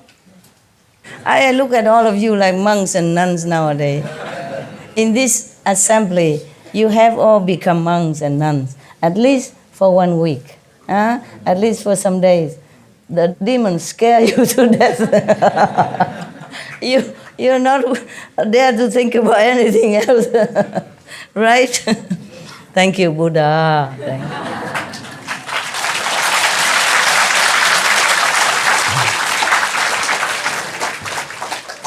I don't know how many days the Buddha has spoken to Ananda for this, because he continued. It doesn't say here, okay, let's go have a tea break or anything. Continue forever. I wonder if the Buddha preached to him in Tusita heaven, not on this planet. It didn't say so. It just say, even Ananda arranged his robe, meaning you make it straight and respectful. And he asked the Buddha, he knelt and asked the Buddha, please tell him how to rescue sentient beings. Even though he say he is not nowhere yet, but how he and other can rescue other beings. Yes. He's just humble, or maybe he doesn't know his state. Of course, he has to play his role at that time.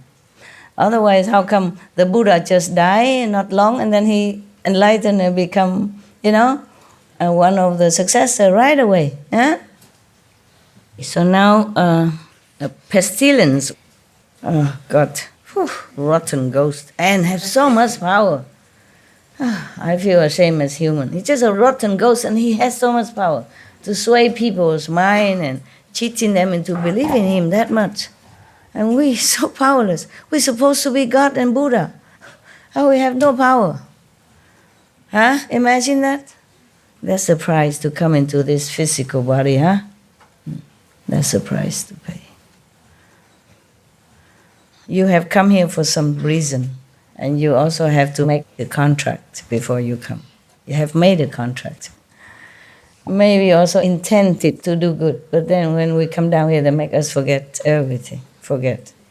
And just go with the flow. This is a pestilence ghost that became a demon in his old age. It disturbs, confuses people. When he leaves the body, that body, then both of the so-called disciples and the teacher will get into trouble with the law. The Buddha doesn't say so-called disciple. I added to make it more clarified for you. Okay? Yes. Because the Buddha he's so gentle. He said that both the teacher and the disciples, this kind of disciple and teacher. Further, in the unhindered clarity and wonder even that ensues after the feeling skandha is gone. My God, the feeling skandha is a big hindrance before, so that you cannot go into further stage. But after that, you still are vulnerable. This good person is untroubled by any deviant mental state and experiences perfect, bright concentration. But within samadhi, when he's sitting in samadhi, my God, his mind craves deep absorption, so he restrains himself with energetic diligence and likes to dwell in secluded places as he greedily seeks for peace and quiet. Even in samadhi, still fall into trouble like that. So beware, okay? Always recite the protective 5 names and the gift, if you remember. Yeah. And do not think that you are anywhere yet. Even if you are anywhere, so what? Okay. Important is be a good person. Keep the moral precepts. Meditate diligently so that you can elevate yourself and maybe some leftover blessing for other people around you.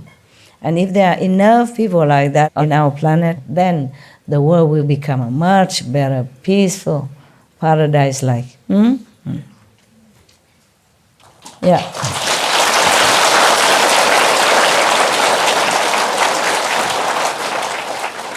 We have to do it.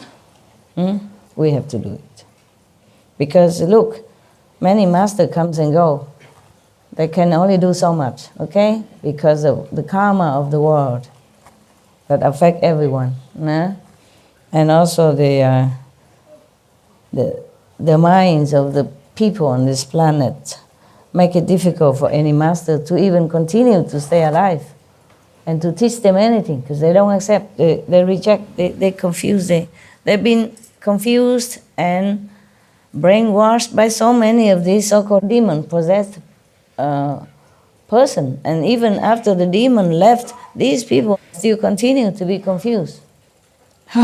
Just be good, do good. Yeah? Meditate well.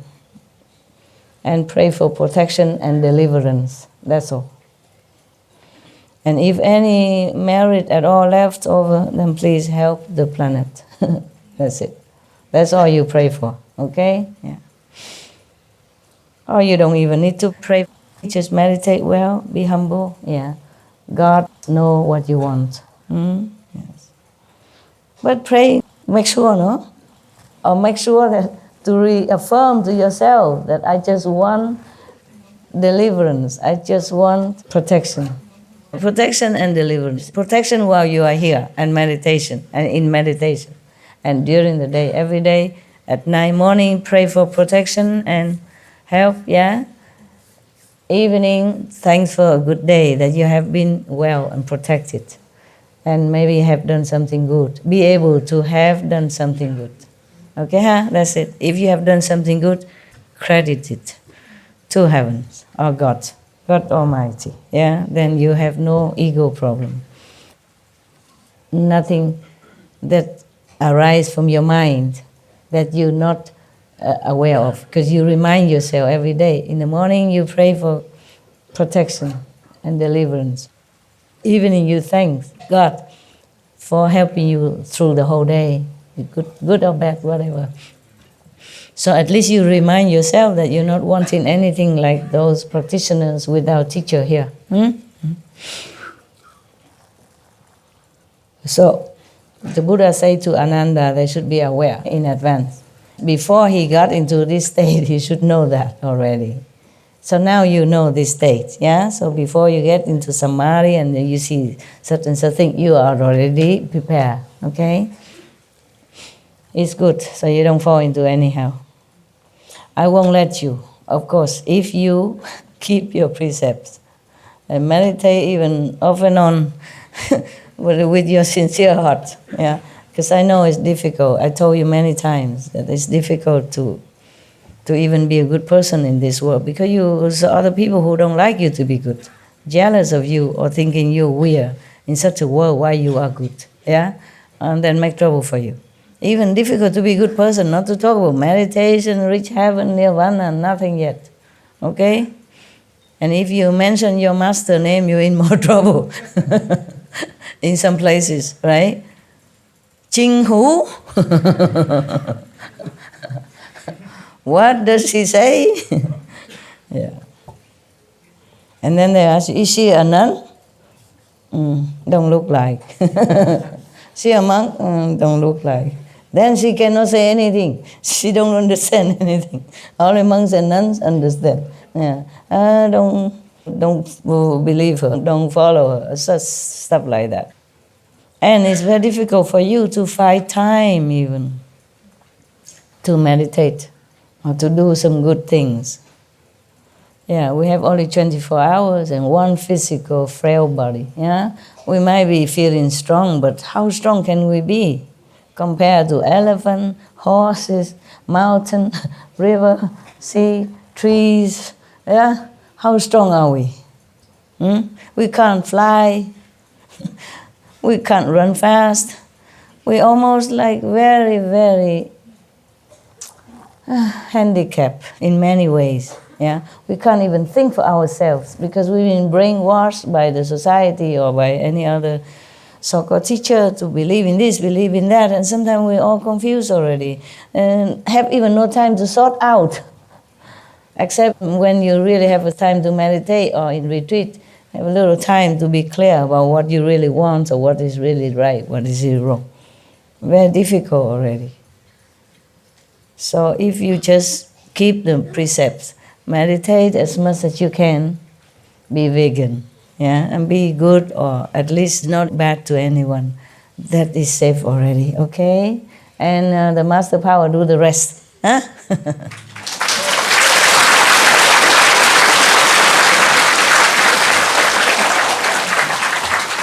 Keep the precept, okay? Yes. That's the beginning, okay? And it's a safety guard for you. You see, every master come tell you precept. Every master come always teach you precept, no? Buddha, even lay people must take 5 precepts. Jesus, Moses, all precept, moral standards, yeah? Jainism, in Jainism, Lord Mahavira also teach precepts. Guru Nanak, everyone tell you to keep your moral standard first of all, because if you don't have that, then your spiritual practice is based only on nothing. No good to begin with, yeah? No base, yeah? If a house is built without a basement, without foundation, it won't last, yeah? It will topple, okay? So precept is the basement, is the foundation of our spiritual progress. Don't forget, okay? No matter what vision you see inside, what sound you hear inside, you must remember to be a moral, upright person, okay? Don't tell me everything empty, illusion and all that. Keep the precept as long as your body is not illusion, okay? If you beat yourself, you still feel hurt, then you are not in emptiness or illusion, nada. Keep the precept. Got that?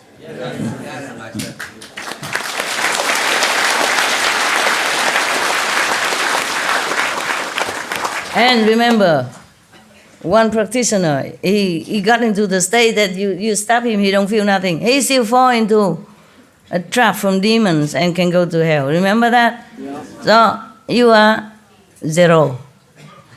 Nothing. I respect you and love you, but do not feel too proud about your practice. Understand? Just keep it calm, low-key. Be yourself good first before you teach others. Because if you are not strong enough, the one you want to teach might even topple you. Because his view might be also eloquent. Maybe he's from second level. He can even re-preach you into turning your view around and making trouble. Or he might be possessed by these demons. And then he preach you back and then you doom. Okay?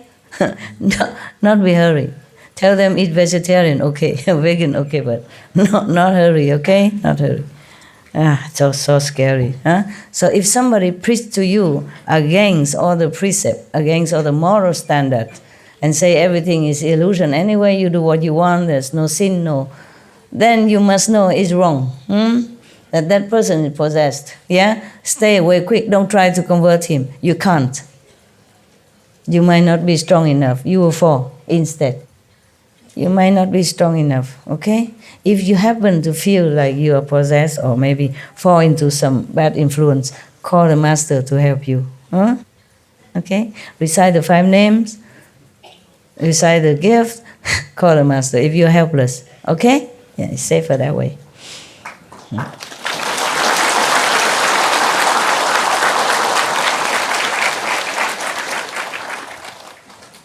Thank you.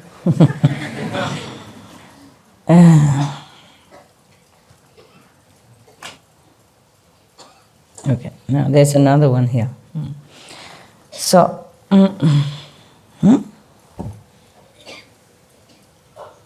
where am I? Okay. Pestilence gods, yeah? Okay, already. Then after the ghost leave, they'll be in trouble with the law. Okay, you should aware of that, otherwise go to hell. Sorry, same hell, my God. So when the same state of mind after the feeling skanda is gone, this good person is untroubled by any way at all. Bright concentration, samadhi, his mind still craves something. It's a deep absorption. It's very difficult to clean all the mind for all the impression from life after life. Very difficult. So he restrains himself with energetic diligence and likes to dwell in secluded place as he greedily seeks for peace and quiet. You see, this is terrible. When a person in such a samadhi is strong and bright and clear already, and left all emotion and attachment behind, still this impression still pop up. Yeah? Maybe even with the disciples of the Buddha. That's why the Buddha said to Ananda, you must be aware of that in advance. The Buddha didn't say, okay, I give you initiation, you are my foremost disciple, you have no problem. No, because why? Because at time of initiation, the Buddha or the Master cut you off from all the kind of karmas in the past life. But the present karma has to retain.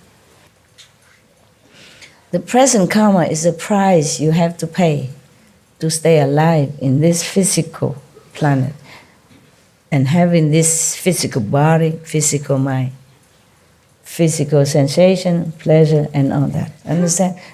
Even then, we already follow the Buddha, become a monk even, has nothing anymore, eat only once a day, like the monks Buddha, they eat only once a day.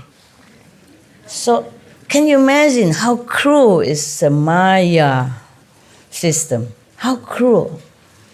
Like Ananda, being up and down through thick and thin with the Buddha lives, after lives already, accumulate so many merit and such a good Bodhisattva with compassionate heart and all that.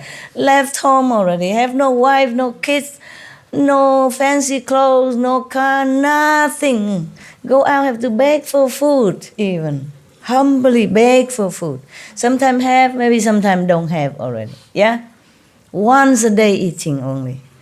And still has to pay all this.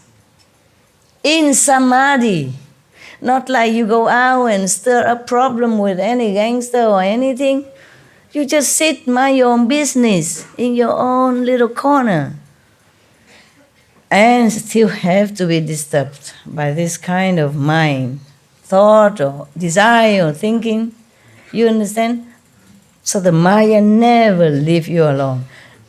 Must remember that, okay? I don't care what intention he has, good or bad, he does his job or not do his job, or whatever, he do good to you or not do good to you, you must be aware of this pestilent guy, okay? Terrible, rotten guy, pestilent guy, if he is a guy, yeah. We always say guy. Maybe he's a girl, who knows? Okay, meaning this being. There's another word for it. Entity? Entity, yeah, this entity. Thank you. This is like that. You have to be aware of him all the time. Otherwise, he cheats you without shame, you know? He can lie also. He can lie. Because he don't care about precepts, nothing. He owns the world, okay? Who is going to punish him? Yeah? He's a king of this kingdom, okay? Physical realm. He does what he wants. Who's going to punish him? Huh?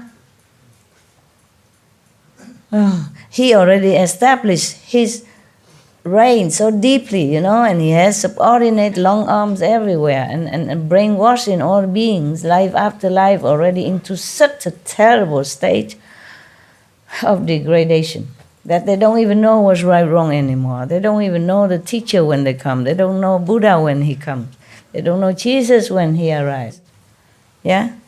So deeply rooted in negativity. Yeah? Therefore,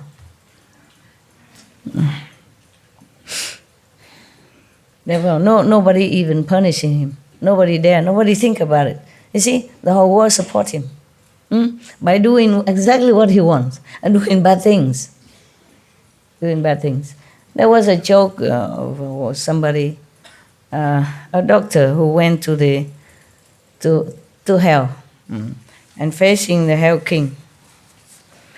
It's not his turn to be judged yet. So he saw the king of hell passing judgment to this person and that person, you know.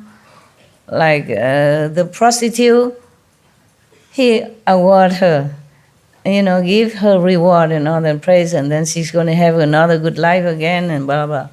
And another person like killing animals and all that, give him rewards. And then the doctor, in turn the doctor, they say, oh, please spare me.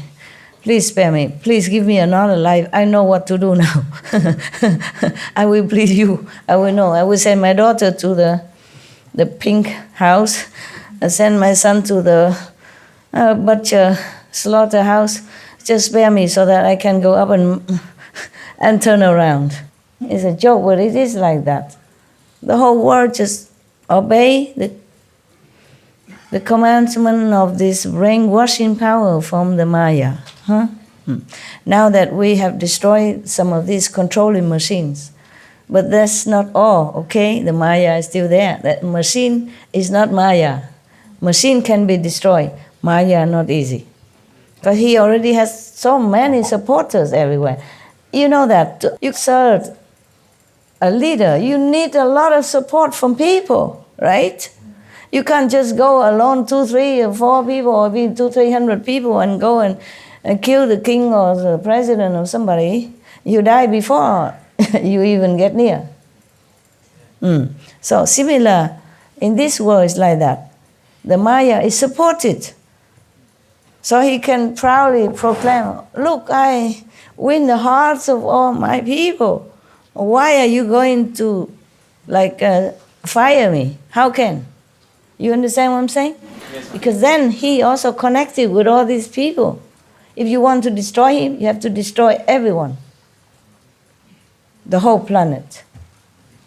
God intended to do that.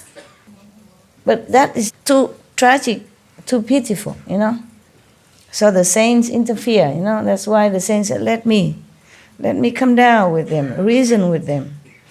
Maybe some of them still have some spark of intelligence within them. I can awake them.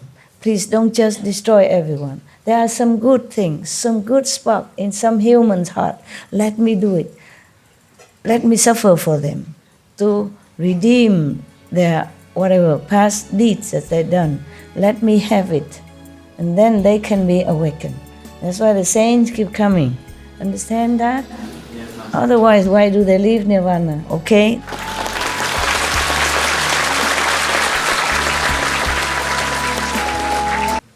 Okay, now, this person in Samadhi, even in Samadhi, it's not just like an ordinary state of mind that they wanting this and that. This in Samadhi, he wants something more subtle, you see? In ordinary life, we want money, we want a beautiful wife, or handsome husband, position, and blah, blah, blah. In Samadhi, you want, cleverness, intelligence, etc., and you want the revelation of where all things come from, what is that, why is that, and you want the deep absorption. Let's see what the Buddha explained. He craves, his mind, not his soul. His mind craves deep absorption. So he restrains himself with energetic diligence and like to dwell in secluded place so that he have more time to absorb all this. He want to be absorbed into the cosmic energy or the original power, whatever that is he wanted to. At that time, a demon from the heavens sees the opportunity it has been waiting for. Its spirit possesses another person and uses him as a mouthpiece to expound the sutras and the teaching. Yeah. Here, I guess, teaching of the Buddha. Okay, the Buddha, when the Buddha passed away. Yeah. This person, unaware that he is possessed by a demon, claimed he had reached unsurpassed nirvana. When he comes to see that good person who seeks seclusion, he arranges a seat and explains the teachings. He causes all of his listeners around him to think they know their karma from the past. It happens. Yeah. Some people follow some teacher, they can see the past karma, the past life and everything. Okay, beware. It's not it yet, okay? It's not it yet. Be careful, okay, huh? That's not all there is, nah? The Buddha say it here, not I. Oh, I say the same.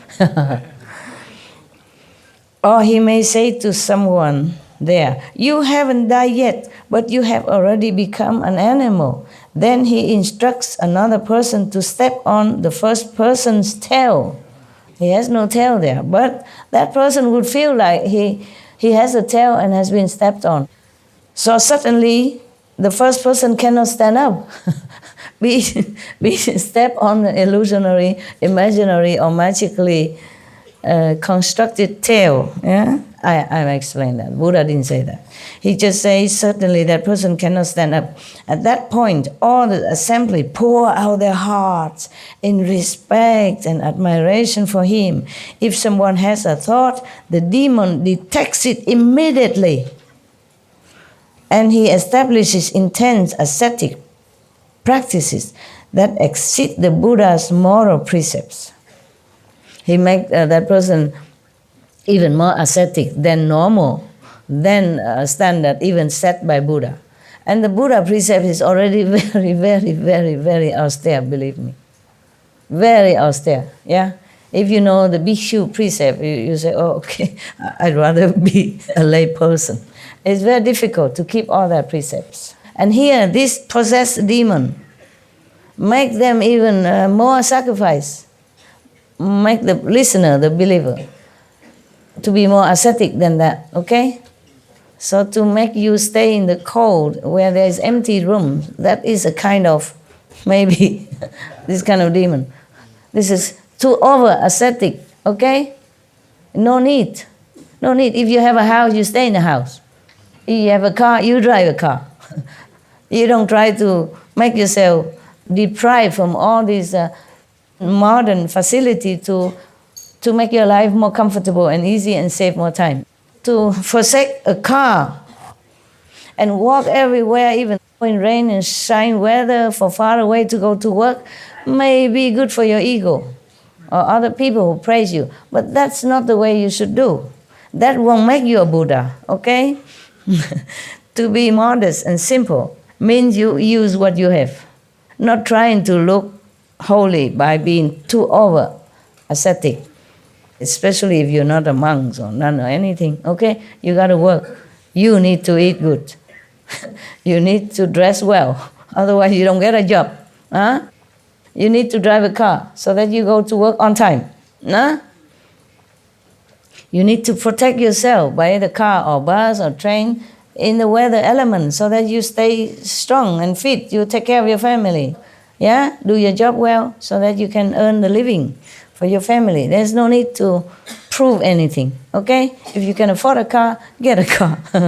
If you can drive, drive it, okay? Yeah. If you don't dress well, you might not be able to get a good job that you want, even though you have the ability. But people look at outside, okay? Outside appearance. Even some country nowadays, they have some non-profit organization to lend a suit or give a suit, yeah, or a dress for the people who are looking for a job, yeah, even young-looking people. But sometimes young-looking people just get out of college or something, had no money to buy a good, decent suit. They give them to go look for a job, and they have success because of good-looking suits. Yeah, you can say he's just a suit, but the suit does work. Or the good dress, you know, have them to do hair and all that. This is a very good idea. And so we praise them on our Supreme Master television. Very good. You see that? Your master knows everything, even the suit. Just joking. My God, I preach about Buddha Sutra. You don't clap. I'm just saying I'm good and then you clap. It's okay. Very good. Very good. Thank you.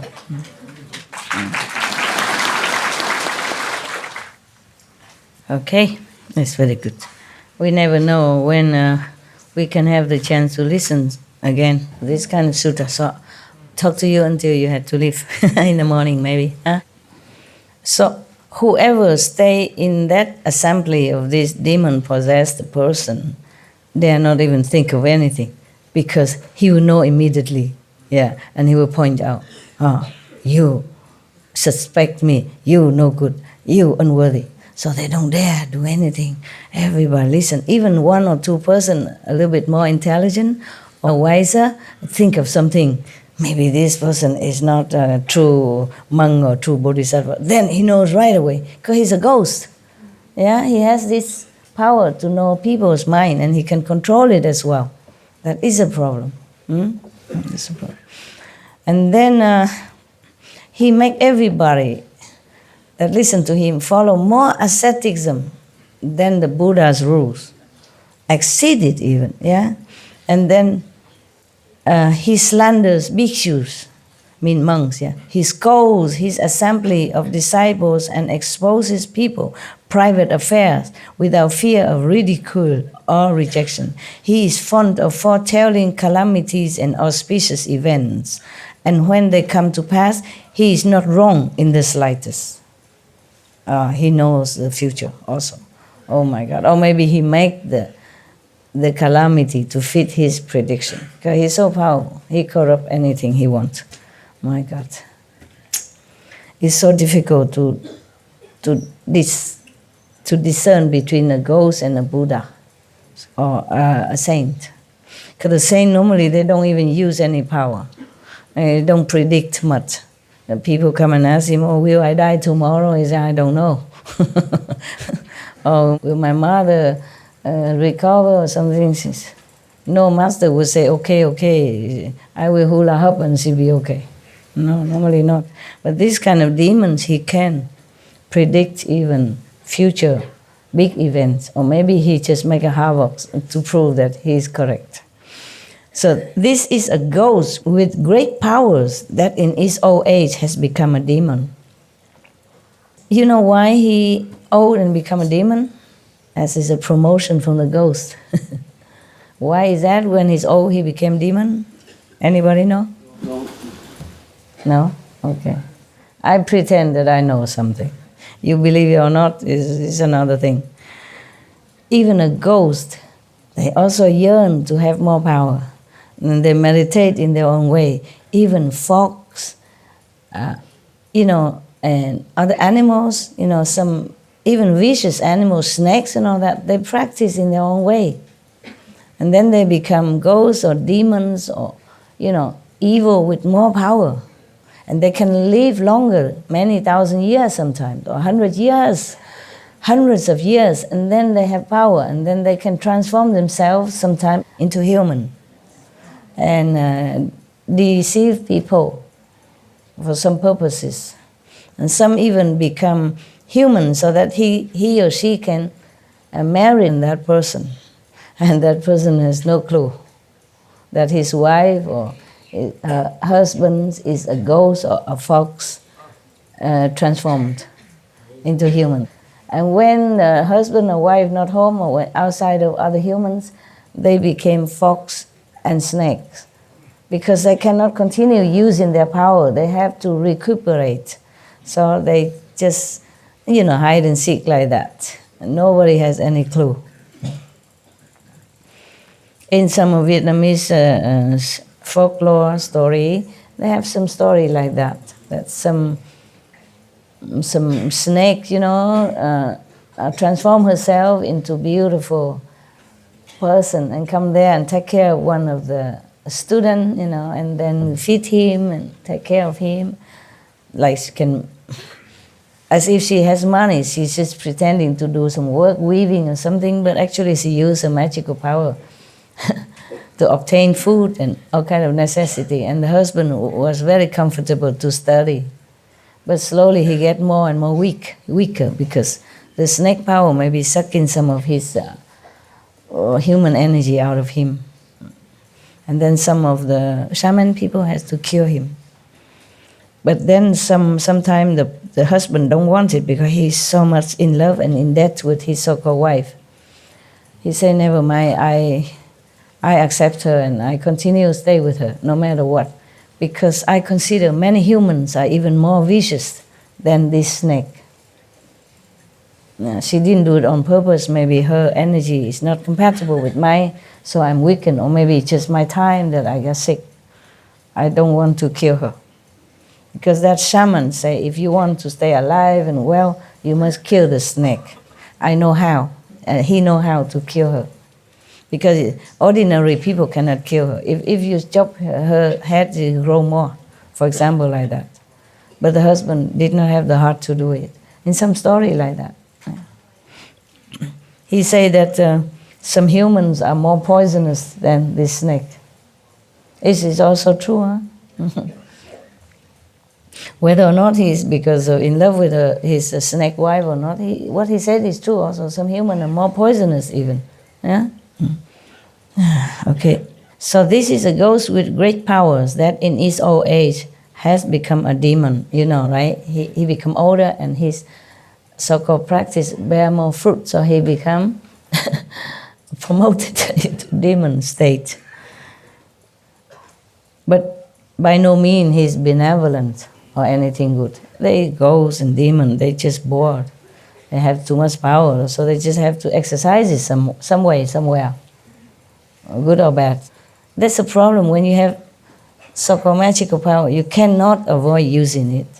So you must be careful. That's why I say no magical power, nothing. Just practice Guanyin method. Earn your own merit in heaven.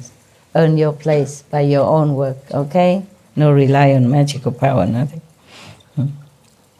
So of course, this ghost disturb and confuse people. But after he's tired of this game, probably go seek another person somewhere to possess, and then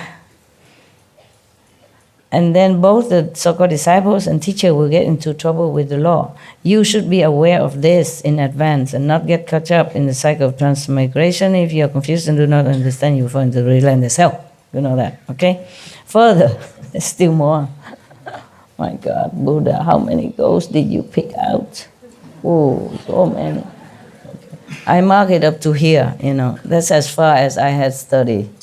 I mean, recently, just to check out what I should read to you.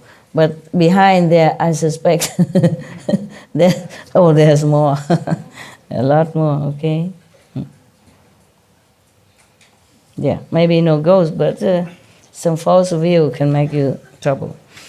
Okay, so further in the unhindered clarity and wonder that ensues after the feeling skandha is gone, this good person is in trouble and he's in perfect bright concentration, but within samadhi his mind craves more knowledge and understanding.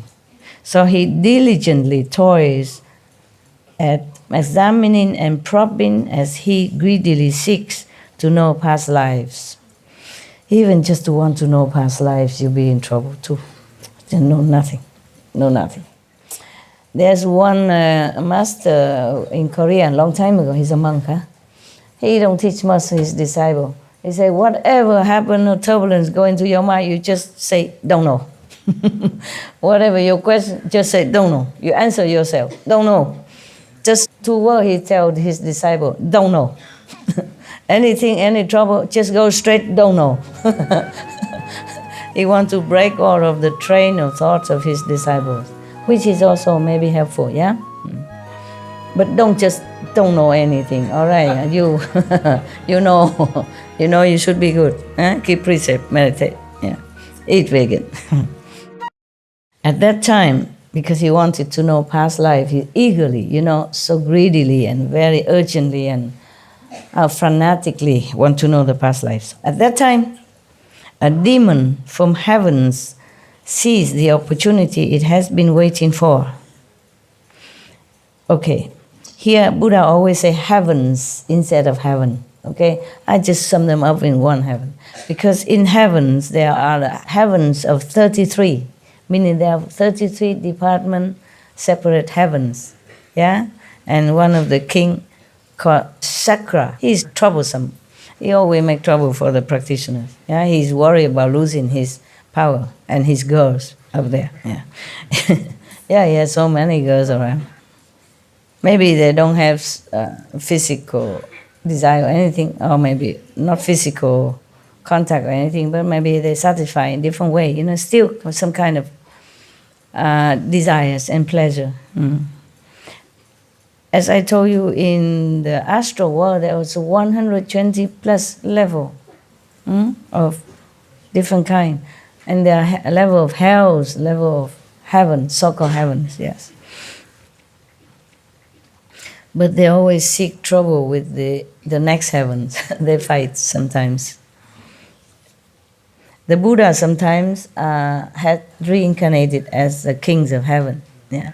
And he sometimes have to lead his armies to go fight against the Asura. Yeah. Imagine, heaven still fighting. So how would we, the human, now have peace? It's a miracle, right? It's not a miracle? Yeah, it is. Thank you, all of whoever helps. Thank you.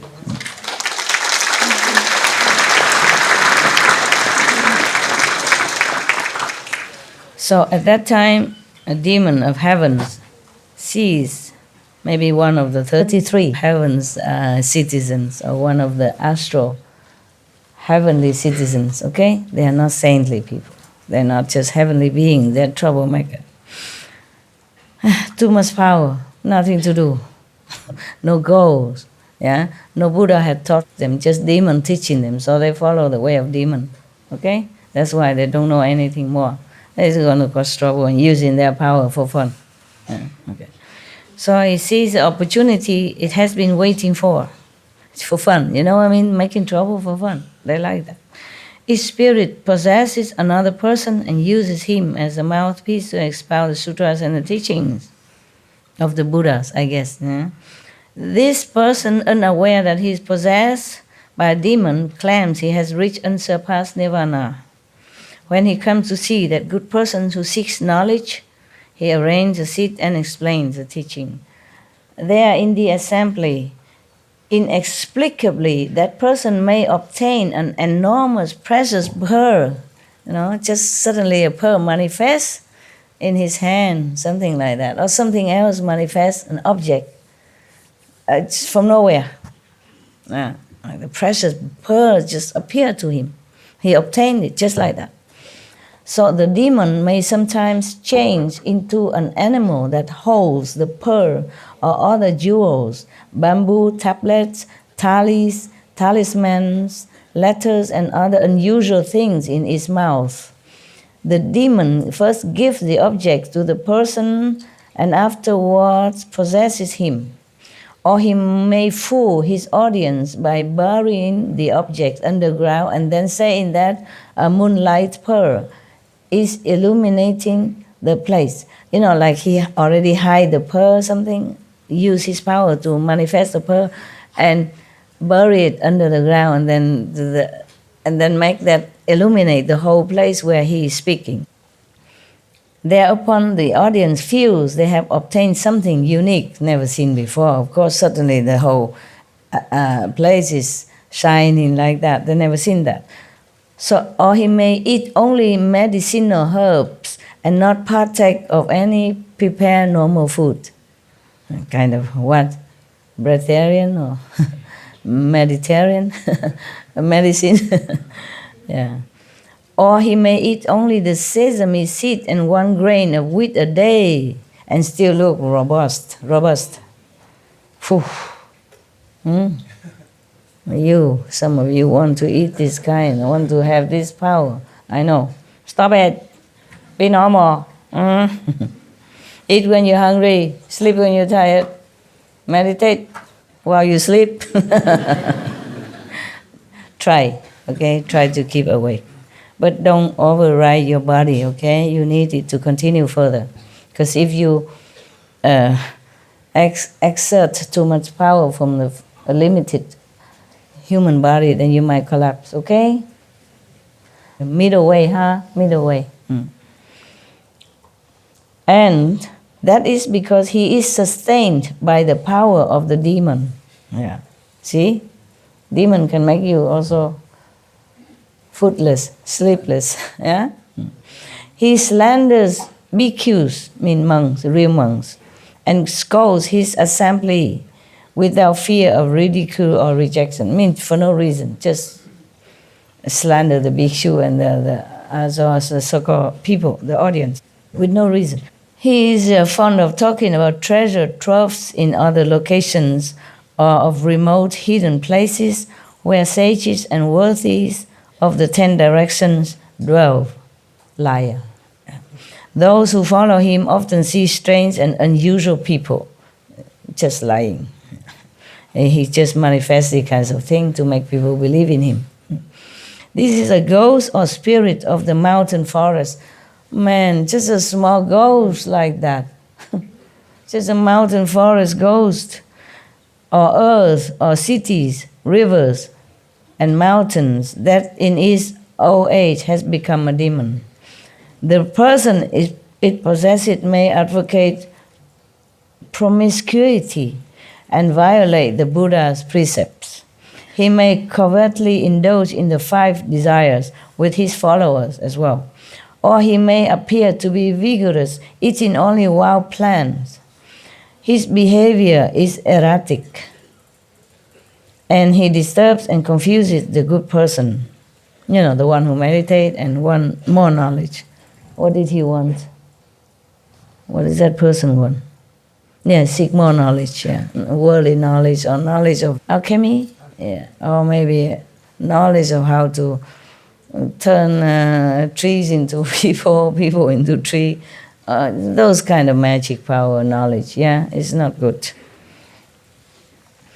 But when the demons are tired of his game, he left the person's body, then both the so-called disciple and teacher will fall into trouble with the law. You should be aware of this in advance and not get caught up in the cycle of transmigration. If you are confused and do not understand, you will fall into the relentless hells. All right, okay. We stop here, huh? I think we're done for today.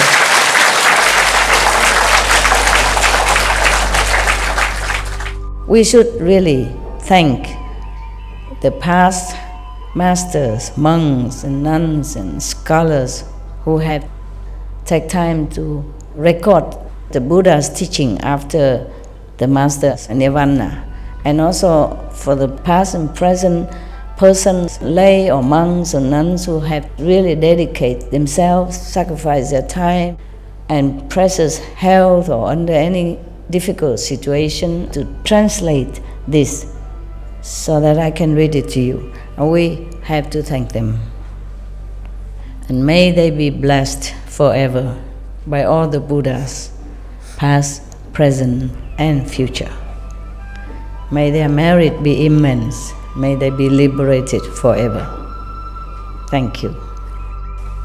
So, at least the Buddha make it clear for us not to be so proud of our little achievements and just continue keeping humble, pure, and a moral person. All right.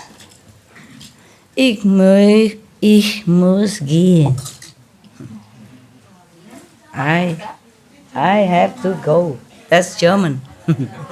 Simple that I have to go. Yeah, thank you.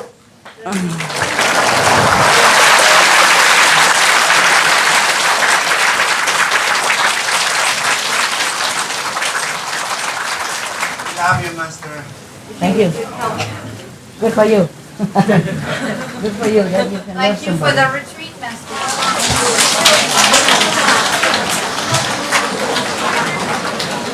一路顺风回去 OK? I have to go and see people upstairs. How are you? Very good. 都 OK 吗？高兴快乐吗？好，这样对了，这样对了。师父也很高兴快乐啊。有时候有一点点那个障碍一点，不过没关系啦。我们还是一路走的哈。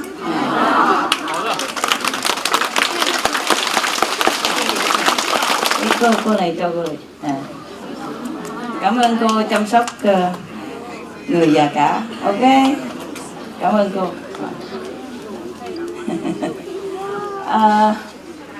她很有爱心she was very very kind, yeah, very kind, and she one person very old and she looked after until he become good again and become also your brother, So I just want to give her something. It's not much, it's just souvenir, okay? So you remember, continue to be good. 我们那个路嘛，有时候开车也好，走路也好，有时候都会有一点那个，比方说一块小石头啊，是什么的，没关系的。I say our road sometimes have maybe a little pebble on the road or some little tree falling down, but we just move it and then we continue going, yeah? Because we want to reach our home. Same when we practice, a little obstructions, no problem. Yeah, continue. Everything is good. We have to keep the positive mind, yeah? And everything will be better. Always remember Buddha, God, blessing from heavens. Then everything will be okay. Yeah? Okay. I was thinking I come just to say hello and I go, but so many people. Thank you for coming, huh? Thank you. Okay, huh? Thank you for coming. And thank you for putting up with the not very comfortable and not very favorable situation. Thank you for all of you. heavens is touched by your sincerity even. Heaven and earth know your purity and good heart. And I'm also very touched and appreciative of your dedication to the noble goal, the best goal, the only goal that's important in your life, practicing. I thank you very much for being such good people. Thank you, thank you.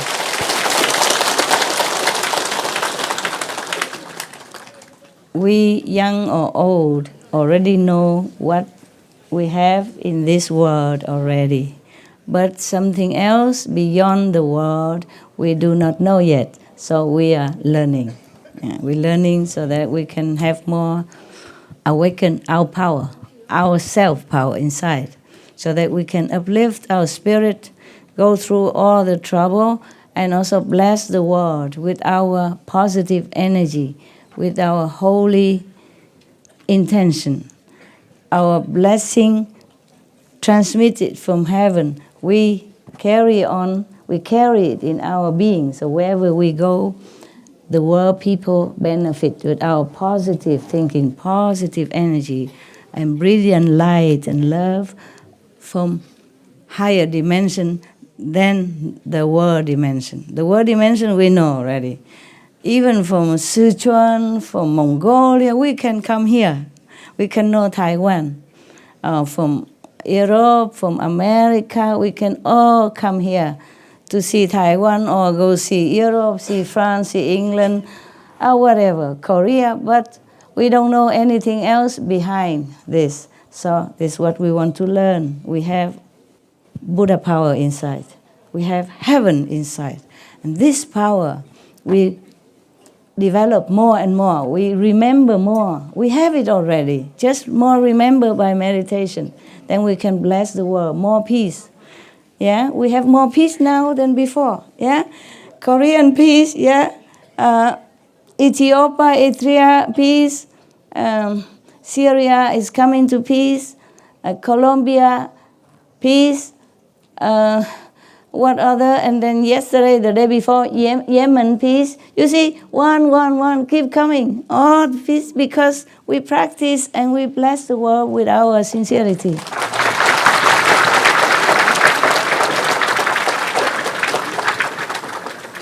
No matter what we believe, what we do, in a peaceful country is always good, right? Yeah. If no peace, cannot do much. No peace always is a worry, you know. We worry a bomb and gun and oppression. So it's better to have peace all the time, anywhere. No peace cannot meditate also, yeah? Worry too much, right? So peace is good. And peace coming now. I'm very happy. Are you happy? Yes. Good. Right, thank you. So continue practicing so we have more peace, yeah? More goodness, more compassion, more love between each other, between humans and animals and trees and plants and all beings in the world who are also helping us to elevate as well. Without the trees, without the ocean, we don't have oxygen, we cannot breathe, right? Cannot breathe. So cannot breathe, cannot meditate, cannot live, cannot survive, cannot eat, cannot drink. So we have to thank all of them. And the more we practice, the more we understand more, and we understand and we appreciate everything on this planet. They are helping us. So we also try now to protect them. We protect the trees, protect the animals, even the fish, yeah, and protect the planet, the river, the ocean, so everything have helped us. So we have oxygen, we have food, yeah, the earth give us nutrition for the food, the sun, the air we breathe has been clean for us. The tree give us oxygen, the rivers give us water, the river, the lake, the rain give us water, and the ocean bring us also 50% oxygen. So we have to now, in turn, protect them. Yeah, the animals are helping us. Yeah, the trees are helping us. Now we must protect them now. they have been protecting us all these hundreds, thousands of years. So we and our children, our father, mother, relative, friend can live and breathe and survive. And now they are in danger because of humans' pollution and not caring for the planet. So we must help them now. We are vegan, it's very big help. We also tell others to be vegan, to protect all living beings on this planet so that we can continue to live. Also, we return their kindness, in gratitude. Also, we thank you for our children and grandchildren, great-grandchildren, because we have to protect the planet, the trees, the ocean, the river, not just for us, not for children, our children, great-grandchildren, but because we learn now to be more compassionate, more loving and kind to all beings. And that is the only way we should be as human, a noble being, a protectors of the weak and the helpless, like animals and trees and plants. Understand, yeah? Yes. Okay, thank you and good night. Who has to go home must go home, because at home you have work, you have work waiting for you. You have wife, you have husband, children, father, mother to take care. And you also need to meditate well, but you cannot neglect your duty, The parents need you, the children need you, a husband, wife need you. If you must go, if you have obligation, you should go, okay? If you're free financially and family-wise, you can stay as long as the visa okay. If you stay longer, then you are not good citizen. You make trouble for the government and for our group, okay? We must keep also our reputation. All right. I wish you a safe home trip if you're going home. If you are not going home, I see you tomorrow in Sihu, okay?